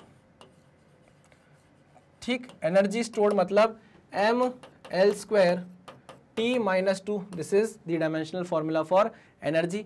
Volume के लिए आप बोल सकते हो L3। ठीक है, तो ये क्या हो जाएगा? L3 ऊपर घूम के जाएगा तो ml-1 t माइनस 2 हो जाएगा क्या? ml-1 t माइनस 2 हो जाएगा, बिल्कुल हो जाएगा ml-1 t माइनस 2। तो आपका आंसर हो जाएगा एनर्जी डेंसिटी के बराबर आने वाला है डायमेंशनल फॉर्मूला इस क्वांटिटी x का। तालियां बजती रहनी चाहिए, तालियां बजती रहनी चाहिए। 100 क्वेश्चन हमने कर लिए हैं प्रैक्टिस में अपने कंप्लीट, प्रैक्टिस में नहीं प्रीवियस ईयर में हमने कंप्लीट, प्रैक्टिस में भी हमने 75 क्वेश्चंस कर लिए हैं और डीपीपी में भी हमने लगभग मेरे हिसाब से 40-50 क्वेश्चन तो किए ही होंगे और ज्यादा ही किए होंगे। 40-50 क्वेश्चन तो हमने कर लिए होंगे। तो कुल मिलाकर अगर देखा जाए तो 250 क्वेश्चंस के अराउंड आपने इस चैप्टर में क्या कर लिए हैं? प्रैक्टिस या सॉल्व कर लिए हैं। ऊपर से लेक्चर के बीच में जो क्वेश्चन मैंने आपको कराए हैं वो अलग। किसी भी कोचिंग में अगर आप जाओगे, किसी भी कोचिंग में अगर आप जाओगे, इतने क्वेश्चंस की प्रैक्टिस आपकी नहीं कराई जाएगी। ये तो मैं दावे के साथ लिखकर बता सकता हूं आपको। देखो हमने भी कोचिंग में पढ़ाया हुआ है, हमको भी पता है कि वहां क्या चलता है। 30 क्वेश्चन की प्रैक्टिस आपको करा दी जाती है और बस बाकी सारी मेहनत आपके सर पर डाल दी जाती है। यहां ऐसा नहीं होगा, हम भी आपके साथ मेहनत करते रहेंगे, हम भी उतनी ही मेहनत करेंगे जितनी आप मेहनत करेंगे।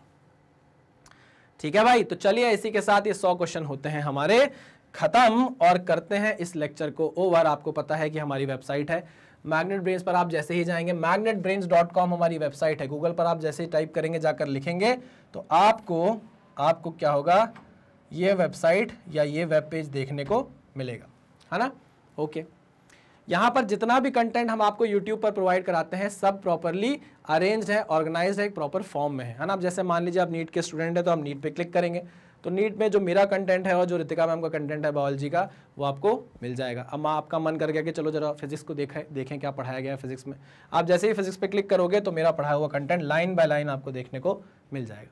जैसे पहले लेक्चर है, लेक्चर के बाद उससे जुड़ी हुई डीपीपी और डीपीपी का सोल्यूशन, उसके बाद सब प्रॉपरली अरेंज्ड है। मन कर गया आपका कि चलो यार देख तो ले जरा वीडियो में कोई पढ़ा भी रहा है कि नहीं पढ़ा रहा है, जैसे ही आप लेक्चर पे क्लिक करोगे तो मैं आपको पढ़ाता हुआ यहाँ पर दिख जाऊँगा। ठीक है, हमारी आइडियोलॉजी है कि हम कंप्लीटली फ्री एजुकेशन देने में बिलीव करते हैं और फ्री का मतलब ये नहीं कि कंटेंट से कॉम्प्रोमाइज़ किया गया हो। कंटेंट एकदम टॉप नॉच आपको प्रोवाइड किया जाता है। बदले में हम आपसे कोई कोड लगाने को नहीं बोलते, कुछ पैसे चार्ज नहीं करते, लेकिन हाँ थोड़ा सा प्यार और सपोर्ट हम भी आपसे चाहते हैं। वो आप हमें कैसे दे सकते हैं? हमारे वीडियोज़ को लाइक करके, channel Magnet Brains IIT JEE and NEET को सब्सक्राइब करके, और जैसे ही आप कोई लेक्चर देखकर उसे ख़त्म करते हैं तो उसे शेयर ज़रूर करें अपने व्हाट्सएप ग्रुप में, अपने दोस्तों के ग्रुप में, और उन्हें बताएं कि मैग्नेट ब्रेन जो ऐसा चैनल था जिसने आपकी स्कूल एजुकेशन में क्लास 1 से लेकर क्लास 12 तक पूरी मदद की, अब वो कॉम्पिटिटिव एग्जाम में भी आपकी पूरी मदद करने के लिए आ गया है, that too free of cost. ठीक है, तो चलिए इसी मैसेज के साथ करते हैं लेक्चर को ख़त्म। मिलते हैं नेक्स्ट लेक्चर में, तब तक सावधान रहिए, सतर्क रहिए, पढ़ते रहिए। Thank you very much.